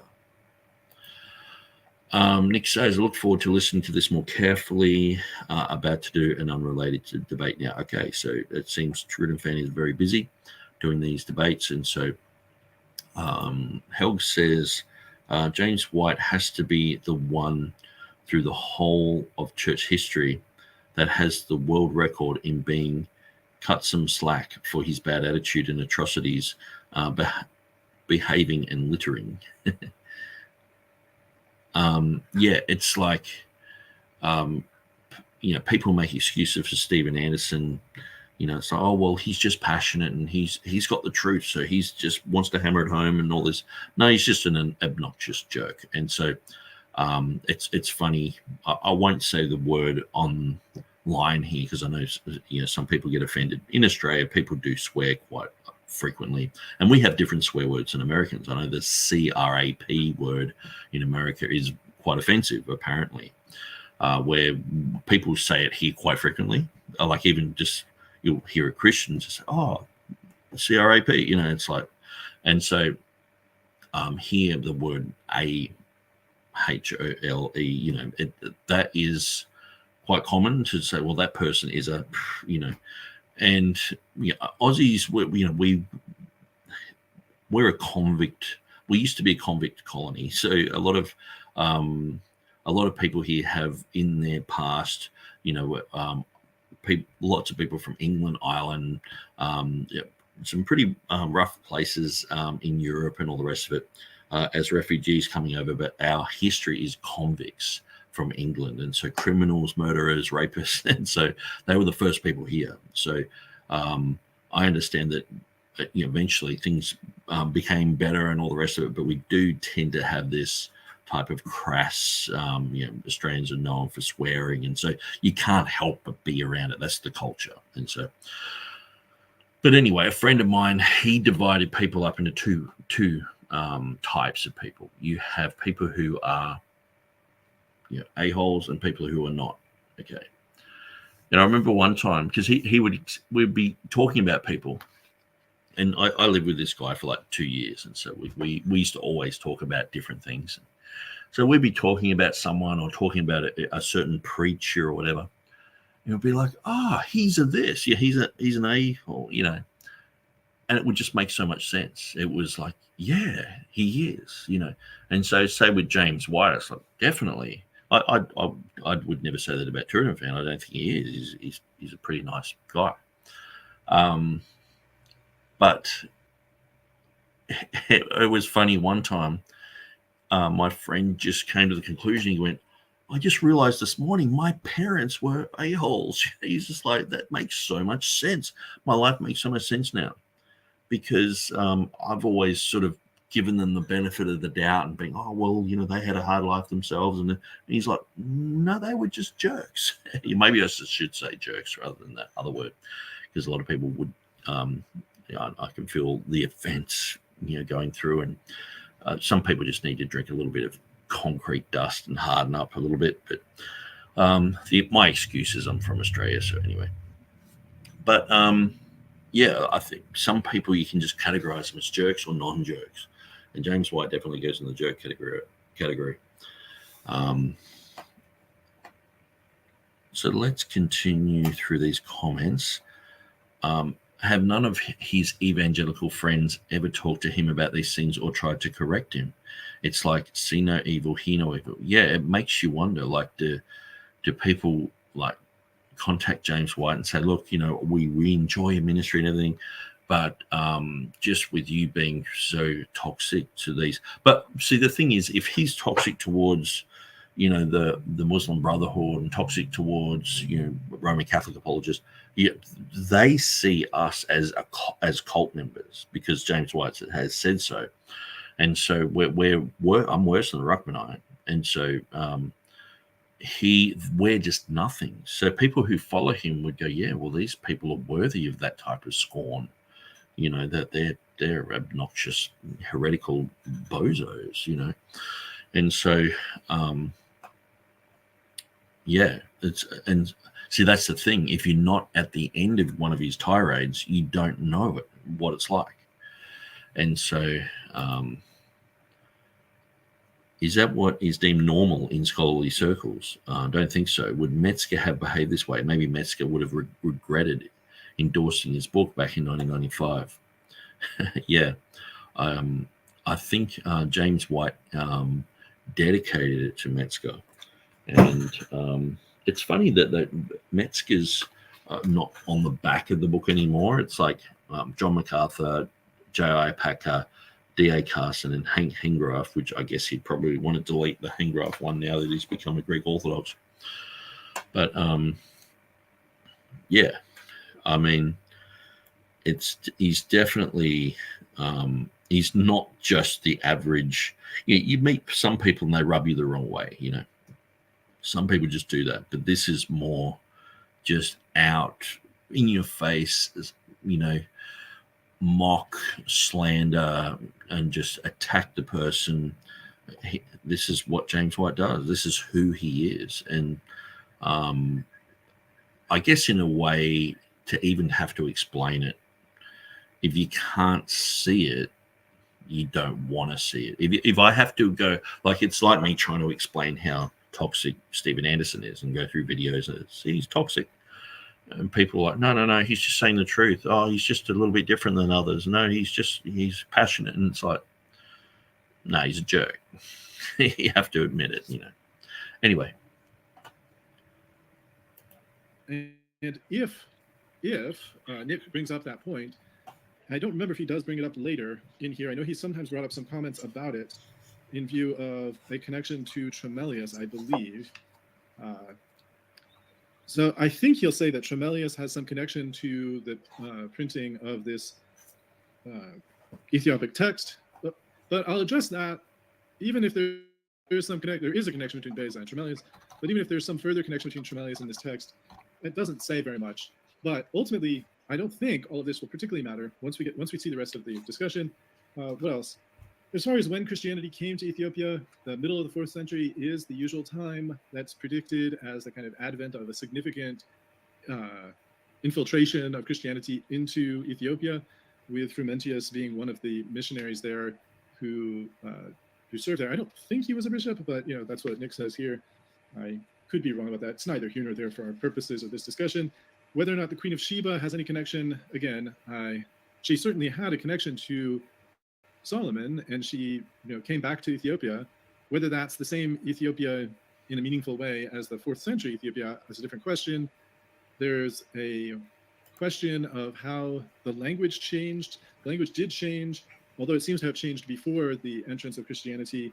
And the change was not only a change of going from the right to left, like Arabic and Hebrew, but to left to right, but also adding in vowels into the consonantal characters. So like Hebrew that has just consonantal characters, Hebrew in the, I think it was like around the 6th century or so, added vowel points, whereas already in the 4th century, the Ge'ez language was adding vocalizations, these not exactly vowel points, but modifications of the consonants to indicate which vowel goes with that consonant. So it could be without any marks, and there's basically 7 different forms of every consonant in the Ge'ez language. He says that Ge'ez and Amharic are the same thing. They're not. The Amharic uses the Ge'ez characters and some additional characters. Amharic, and there's a couple other languages. I'm pretty sure that's just what I said. Not that they were the same language, but that it was the same text. So let me just double check that.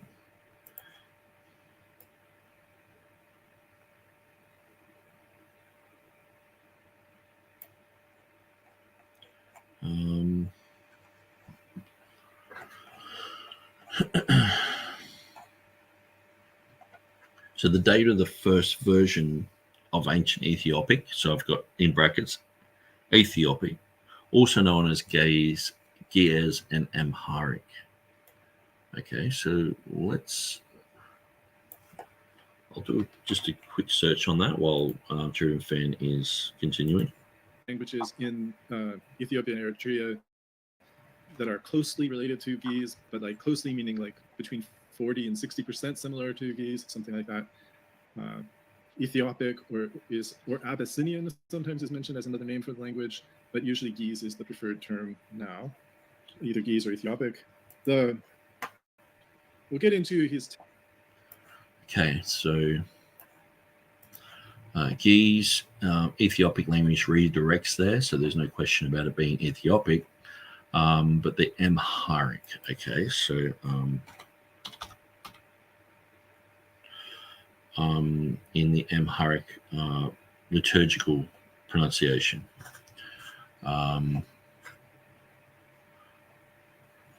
Okay. Amharic.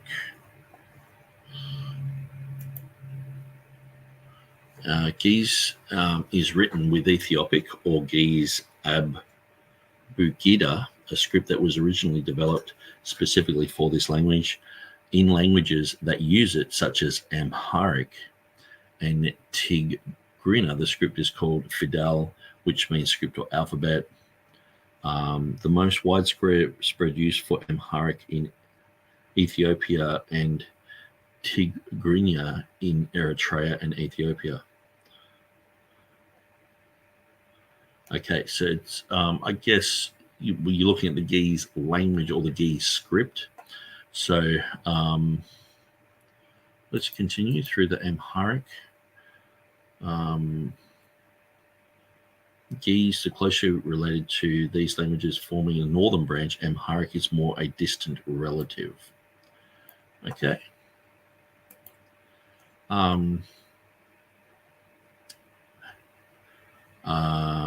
It had been replaced by Amharic in the day. This also marks the beginning of the Amharic literature. So,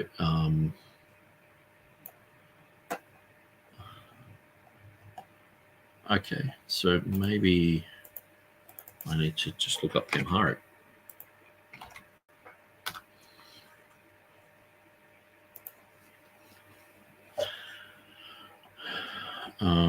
Yeah, so they're using the same script. It's an Ethiopian Semitic language, okay, which is a subgrouping within the Semitic branch of the Afro-Asiatic languages. It is spoken as a first language by the Amharas and also serves as a lingua franca for all other populations residing in major cities and towns in Ethiopia.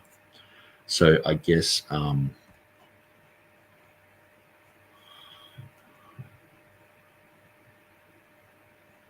Amharic is written left to right using a system that grew out of the Ge'ez script.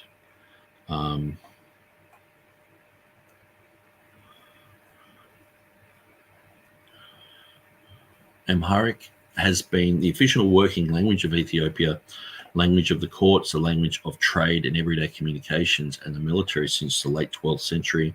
Amhara nobles supported the Zagwe prince Lalibela and his power struggle against his brothers, which led him to make Amharic Lasana Negus, as well as fill the Amhara nobles in the top positions of his kingdom. The appellation language of the king, Amharic Ge'ez,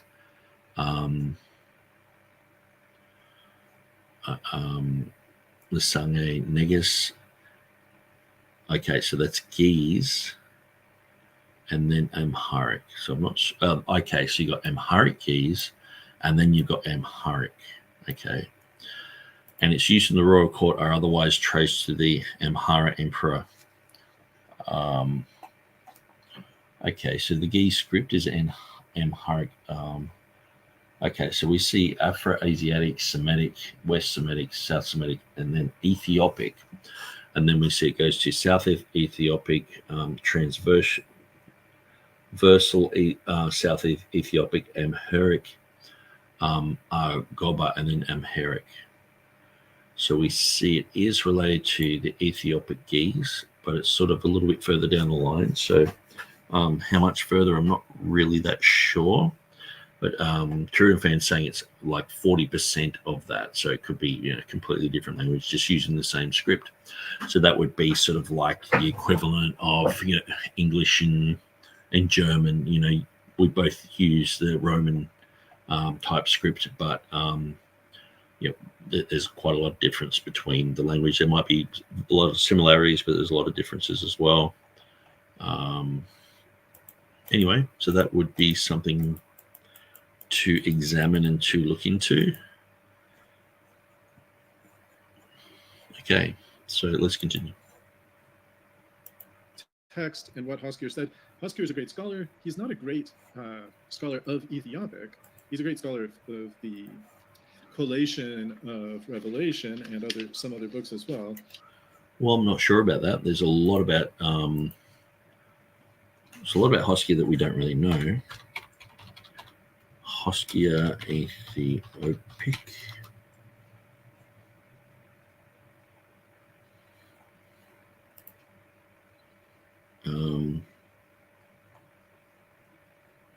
Okay.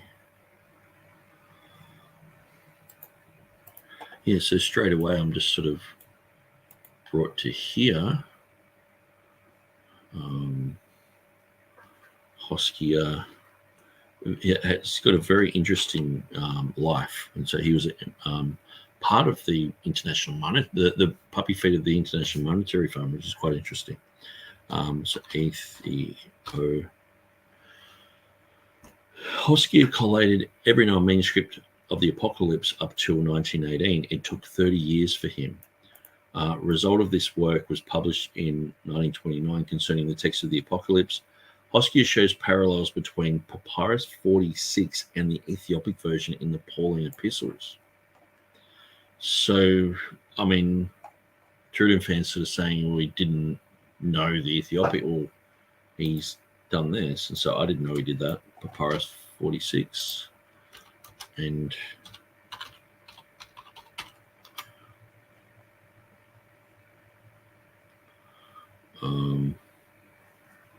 I guess Hoskier.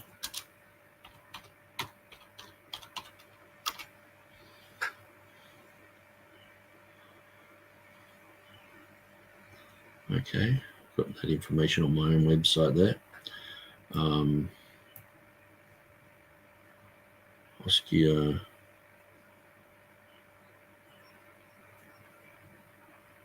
Okay, so someone's critical of him.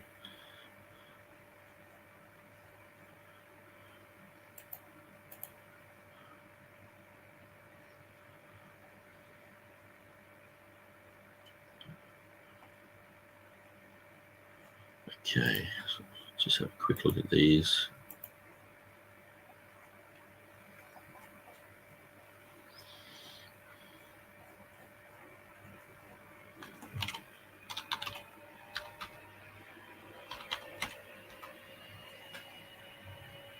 Okay, so it looks like there's a whole section on this 265. This isn't the whole book though. So there we go.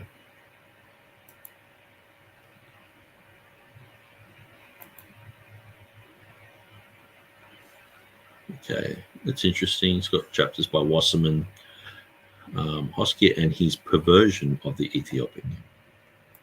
Interesting. So there's a bit of an accusation against Hoskier there.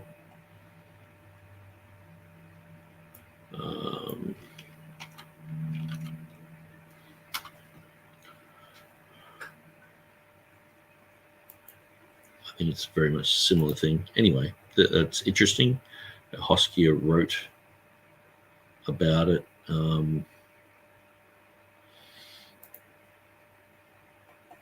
World Catalogue tends to have some very interesting things.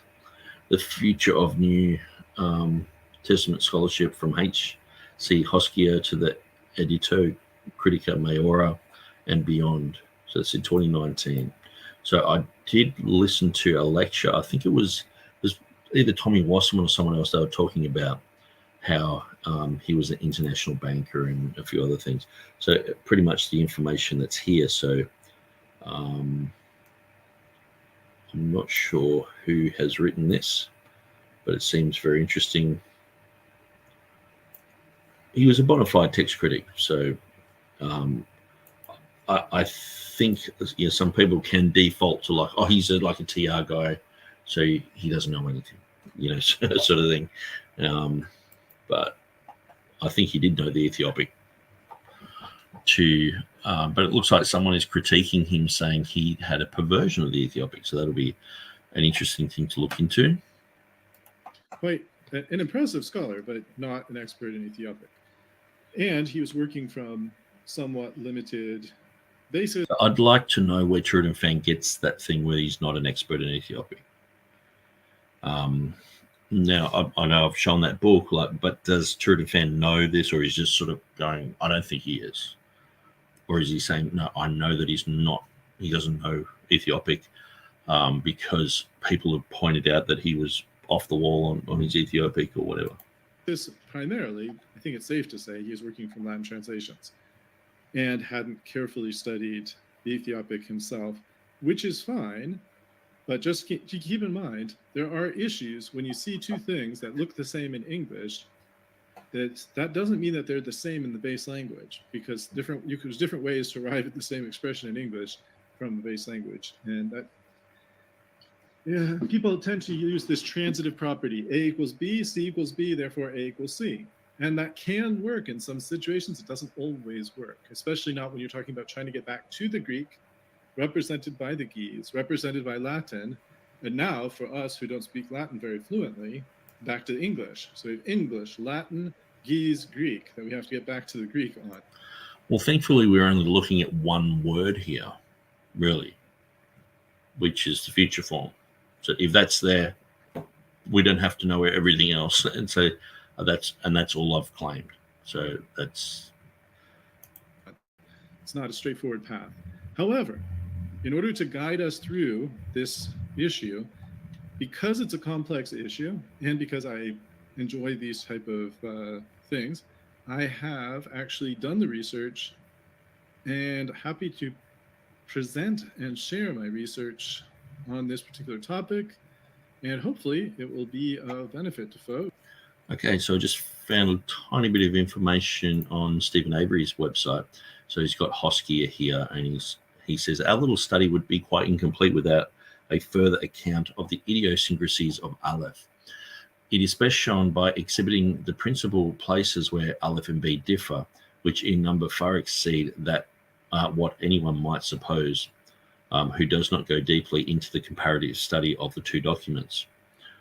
As a matter of fact, the shorter text of the two is found in Aleph. From Tischendorf's apparatus, which is not now up to date, we might conclude that many of these omissions by Aleph were mere errors, yet I can state that over 50% of them have rapport from Old Syriac, Sahidic, Bohairic, Ethiopic, or Latin, which so far has not been made clear except partially in Horner's apparatus of the Sahidic. So, okay, so he doesn't really talk that much about the Ethiopic, just the heading was a little bit promising. But anyway, let's just go to this, what Helg says here.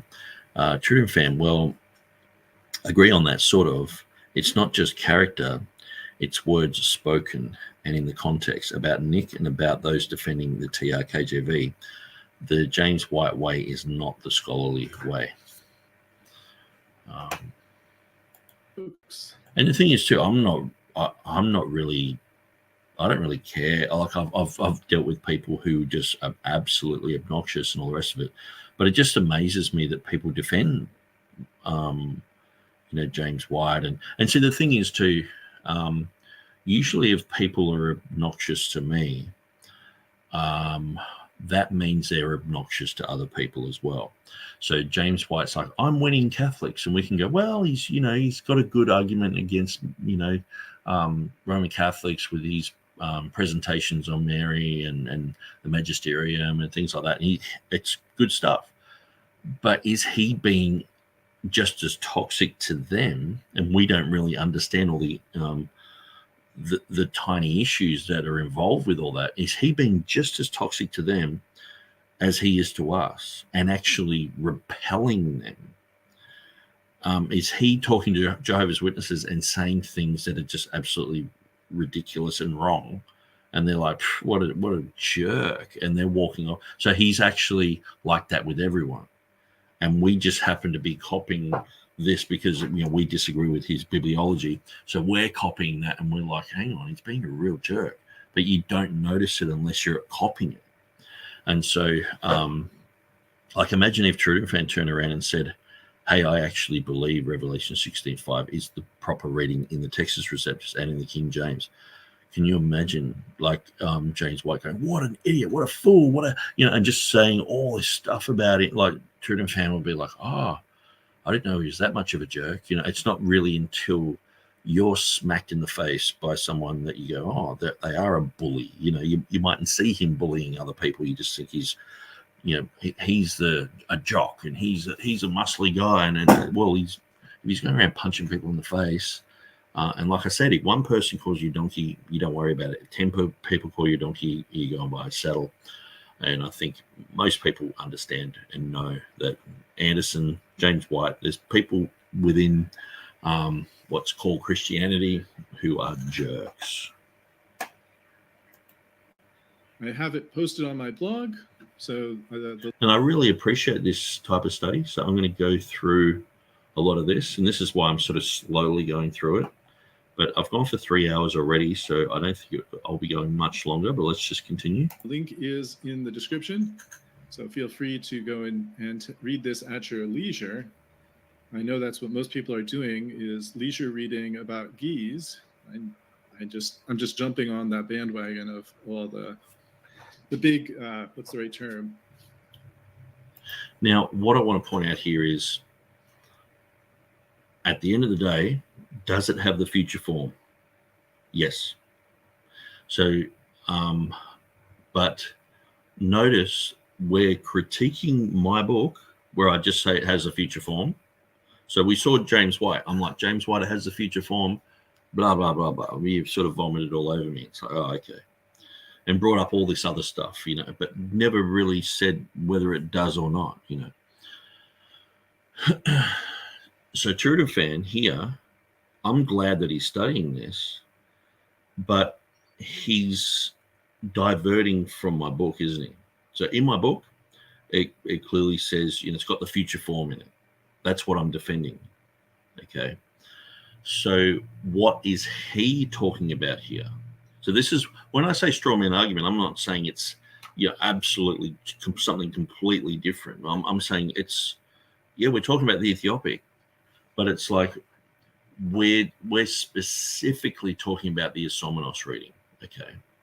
And so at times, what I find with TurretinFan's argumentation, he's bringing up the Lord issue, he's bringing up the whole triadic declaration issue, he's bringing up whether there's the past, the present, and the future, or just the past and the future, or the present and the future, and all this sort of stuff. And it's like, okay, but what do I say in my book?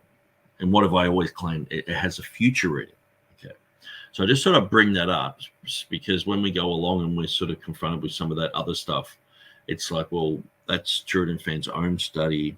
TurretinFan's doing his own study, checking all those things, and I'm glad that he's doing that. But then it's got to be, okay, my claim is this. It's not all these other things. And so this massive trend of everyone looking for reading about geese. So let me focus on the actual issue. The actual issue is this. In the last decade or so, the Ethiopic has sometimes been brought out as an alleged versional witness to Beza's amended reading of Revelation 65. Now, I say it's in the last decade that it's been sometimes brought out, but of course it has been brought out before that. Hosker is an example of somebody who's come before the last decade. I'm not saying only in the last decade, but I am saying in the last decade. If I see errors in here, I hope I'll have a chance to go back and correct them before this catches that huge viral trend of all the people who like just study geese in their spare time. So the question is this: instead of Hoosius, Beza argued the text should say ho eslamenos. My Greek pronunciation is just awful. All you have to do is ask Christian McShaffrey, or there's a few others who have noted how bad my pronunciation. It is terrible. So it's not even just like it's terrible because I'm using the Erasmian pronunciation instead of the modern Greek pronunciation, or vice versa. It's utterly terrible. And my pronunciation of Ge'ez, you're not going to hear me make a pronunciation of Ge'ez. I can't speak Ge'ez. I can't speak Amharic.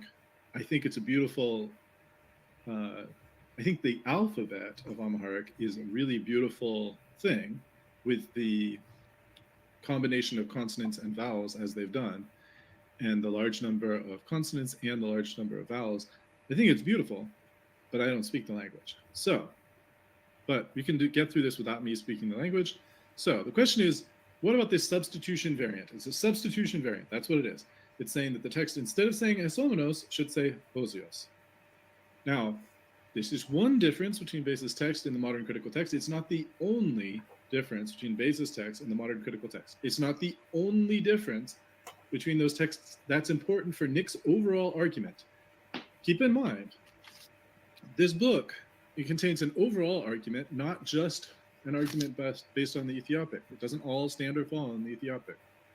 But, and I'm glad he's mentioning that because that was the first thing I brought up with James White. It just kept getting brought up, and it's like people were like, "You're saying the Ethiopic says this," and so if they could prove me wrong on the Ethiopic, then my whole case would just fall to the ground. It was like, that's just one bit of evidence that's part of a whole theme. You know, it's like, this is just evidence number 32, you know, on a list. And it's like, if you can prove it wrong, prove it wrong. If you can't, you accept it, you know. And so what I found was Stephen Boyce made a huge ado about the Ethiopic, and was basically sort of like everything hinged on the Ethiopic. And it was kind of a bit annoying to have to deal with that. But, you know, I guess it is a technical type of issue, and so I guess, you know, some people haven't,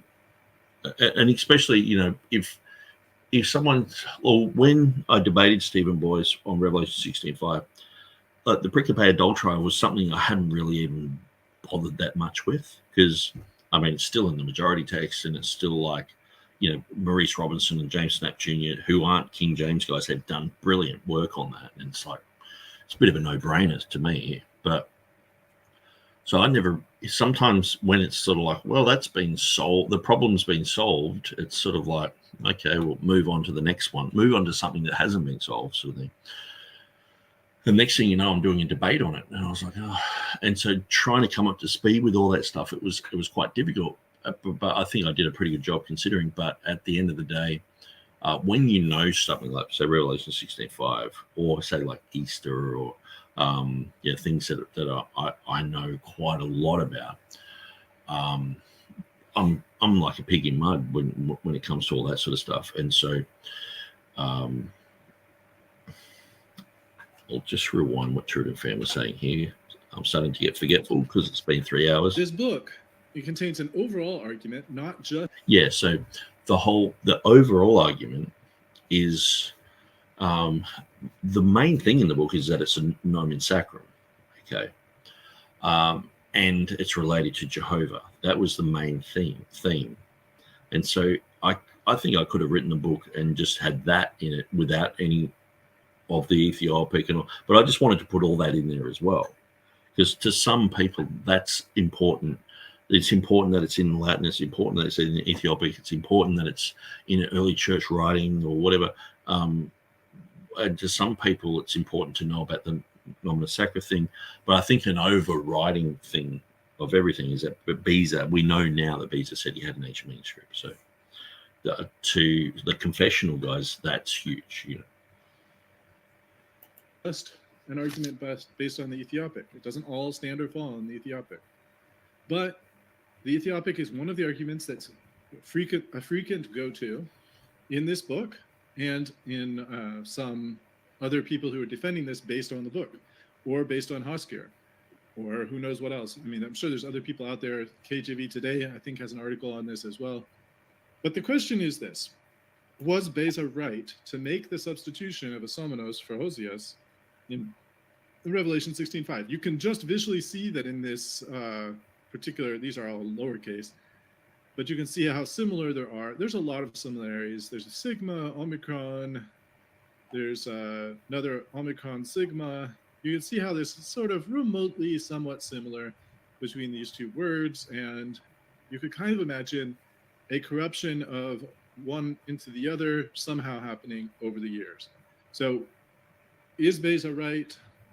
Now, Beza may or may not have this idea in his mind. I don't think that Nick is saying it's just a corruption of sight or sound or anything like that. But anyway, is this substitution, esomenos for osios, is that correct? And let's turn to the Ethiopic to figure that out. But first, here's a little bit of background on the reception or not of Beza's emendation. So around 1611, the King James Version translators. Okay, so I think instead of me actually just trying to rush through this and just get through some of this, in the next episode, it's probably best to just start going through the Ethiopic. So we've already gone for about 40 minutes. I'll probably just read through that first section again, which will take a couple of minutes, and then we'll get into the Ethiopic and all that TurretinFan wants to say here. And so I did notice, because I just jumped on TurretinFan's page, I did notice that he has a little bit of a dig at Theodore Beza here in Revelation 15:3. So I just thought I'd go through this just quickly. Beza has a textual note in his 1598 text, which seems wildly inaccurate at best. Okay, so specifically Beza asserts, and he's got that there, which translates to of the saints, ton agion, of the saints, Vulgate of the ages, ton aionon, and against the testimony, literally faith, of all our Greek manuscripts, literally codices. However, Aristus has ton ethnon of the nations. In point of fact, there doesn't seem to be any Greek manuscripts that support Beza's reading. The vast majority agree with the Vulgate, and the reading he attributes to Aristus, presumably the Greek commentator, is the minority, possibly the earliest Greek reading. I haven't done the work to sort out whether ton aionion of the ages or ton ethnon of the nations is the original, but I am troubled by Beza's bold and extremely wrong assertion. Beza seems to be following Erasmus, who from his first edition had the saints reading. There is no explanation for this in Erasmus's annotations of Revelation 15. Erasmus' source was a copy of Andrew of Caesarea's commentary on Revelation, but Andrew's text follows the nation reading. So that's if you believe the anecdote that a manuscript they found with 136 words missing at the end is talking about what Erasmus back translated from the Latin. So it seems that Erasmus may be the one responsible for this error, unless he had a copy of Andrew's commentary that itself contained a textual variant. Of course, there are multiple manuscripts of the commentary in existence. Another opinion is Erasmus back translated incorrectly from the Latin. So this whole concept of Erasmus, I'll just back translate it from the Latin.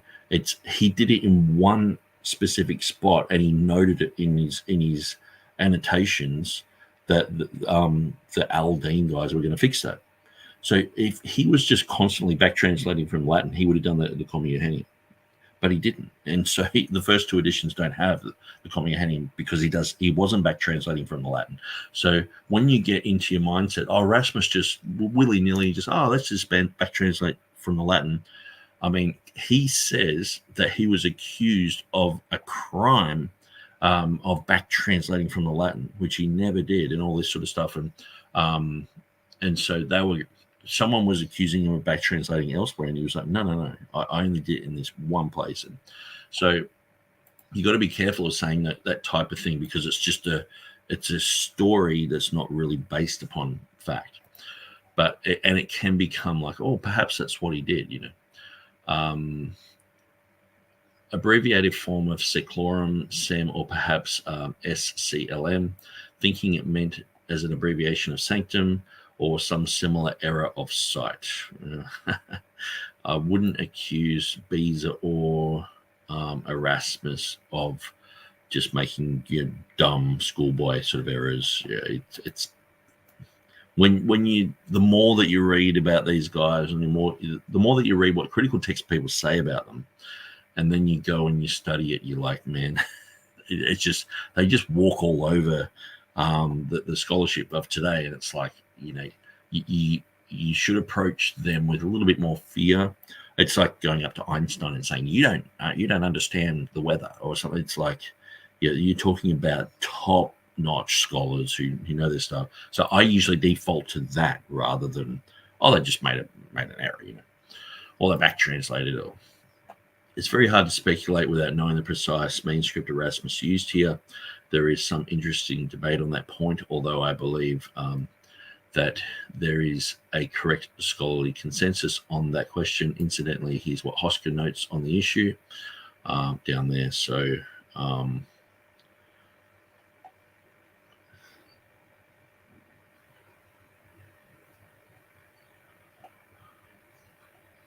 okay, so so that's something I'll have to look into. I'm pretty sure Revelation, if I go to my website, tr.org.au,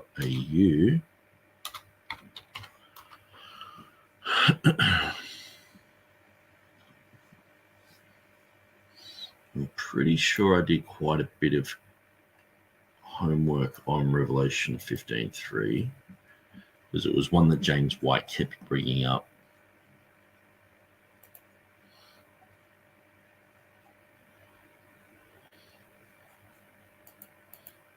Oh, yeah. So I've got, what it's English versions, world, saints. So they all basically say saints. And then it's got King of Ages, King of Nations, saints, nations, saints, and then down through ages, saints, nations. So James White on page 66, he says it should either be King of Ages or the King of Nations. The TR's ready again fails to have Greek manuscript support. Amazingly, in his book, James White recommends 3 different versions as being reliable and trustworthy, which are the NASB, the NIV, and the New King James. Yet all of these reliable versions differ from each other in many places, including Revelation 15:3. But he dislikes the reading in the New King James that he recommends in his book. King James, in his interview on Apologia TV, agreed with the commentator when he said all those readings are correct, although White would most probably dismiss his claim if queried, that he meant theologically correct.